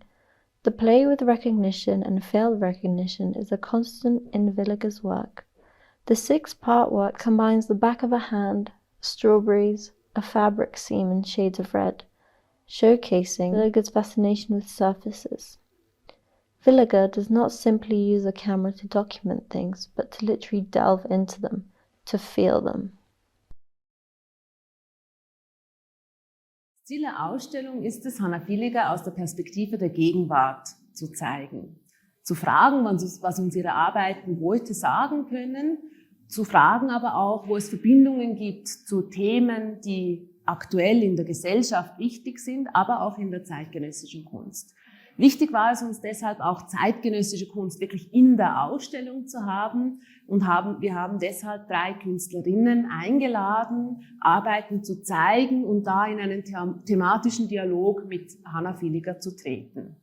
Wir haben die Arbeit von Alexandra Bachzetsis, die in Zusammenarbeit mit Julia Born entstanden ist und das Performative thematisiert. Wir haben Manon Wertenbroek, wo es um die Haut geht, die Haut, das Dazwischen von innen und außen. Und wir haben Masduraud, wo es um Körperöffnungen gibt, aber auch um das Motiv oder das Thema des Skulpturalen. Das sind alles Themen, die bei Hannah Villiger auch sehr wichtig sind und auch diese Beschäftigung mit dem Körper in der Gegenwart spiegeln. Die Künstlerin Hannah Villiger hat ab 1984 fast nur noch den eigenen Körper fotografiert. Und sie hat in täglichen Fotosessions in ihrem Arbeitsraum mit der Polaroid-Kamera die eigene Physis erforscht und umkreist. In diesem Raum sehen wir Arbeiten, wo sie auch Hilfsmittel oder Requisiten einsetzt, einerseits Schmuck oder afrikanische Stoffe und dann vor allem Spiegel. Sie sitzt auf Spiegel, sie hält kleine Spiegelfragmente in die Kamera auf ihren Körper und so fragmentiert sich der Raum. Wir schauen wie durch ein Kaleidoskop auf die Körperbilder. Es erinnert formal auch an die Malerei des Kubismus, wo eben der Bildraum auch geometrisch unterteilt ist. Und Hannah Villiger mit diesem 9-teiligen Block hinter mir, sie bindet dann mit diesen Bildhafen alles wieder zusammen als zu einem Ganzen. Der größte Teil von Hannah Villigers Schaffen besteht aus Bildern, die sie von ihrem eigenen Körper macht. Es gab aber auch Ausnahmen. Immer wieder hat sie ihre Polaroid-Kamera von sich weggerichtet. Sie ist dafür aber nicht in die Stadt, in die Natur und ist herumgelaufen, sondern ist in ihrem Atelier geblieben, in ihrer Wohnung. Wir haben einige Bilder, die sie aus ihrem Atelierfenster aufgenommen hat. Wir sehen in Basel den Blick auf die Straße vor ihrer Wohnung, wir sehen einen Baum vor ihrer Wohnung oder wir sehen aus ihrer Pariser Wohnung die Dächer und also eine Dachlandschaft. Interessant ist ihr Umgang mit diesen Bildern, wie dieser auch ähnlich ist wie der Umgang, den sie mit Körperbildern hat, sodass wir von Körperarchitekturen sprechen können. Es ist interessant, dass ganz zum Ende von Hannah Villigers Schaffenszeit nochmal etwas Neues in ihr Werk kommt. Und zwar beginnt der Körper zu verschwinden aus dem Bild und farbige Textilien übernehmen eigentlich die Hauptrolle. Die Künstlerin legt Stoffe aus, Kleider, die wie abgestreift, zerknüllt auf der Bildfläche erscheinen. Die Farben werden richtig bunt und leuchtend. Doch der Körper ist nicht absent, sondern zum Teil doch noch präsent. Zum Beispiel diese verknüllten Textilien erinnern auch an Körperöffnungen. Es gibt Stellen, wo man an das weibliche Geschlecht auch erinnert ist. Also das Körperliche, das Sinnliche ist durchaus weiterhin vorhanden, auch in den Farben, in diesem Rot, der Farbe des Blutes, des Fleisches und der Sinnlichkeit. Und das ist wirklich spannend, dass ganz in der letzten Zeit, Lebenszeit auch der Künstlerin hier etwas Neues aufbricht, was sie leider dann nicht mehr weiterverfolgen konnte. Sehr schön sehen wir in der Ausstellung auch, wie sich die Bildsprache entwickelt. Hier haben wir Werke, wo diese Beschäftigung mit dem Dringlichen, Existenziellen sehr schön zum Ausdruck kommt. Und was wir auch sehen, ist, wie Hannah Villiger immer eine abstraktere Art und Weise findet, mit dem Körper umzugehen. Wir erkennen kaum mehr, um was für Körperteile es sich handelt, was hier abgebildet ist. Im Werk hinter mir zum Beispiel sehen wir ein neues Wesen entstehen. Wir haben in der Vorbereitung der Ausstellung sehr gerne vom Tier gesprochen. Wir wissen nicht, sehen wir einen weiblichen Körper, einen männlichen Körper oder sogar eine neue Kreatur, ein anderer Körper.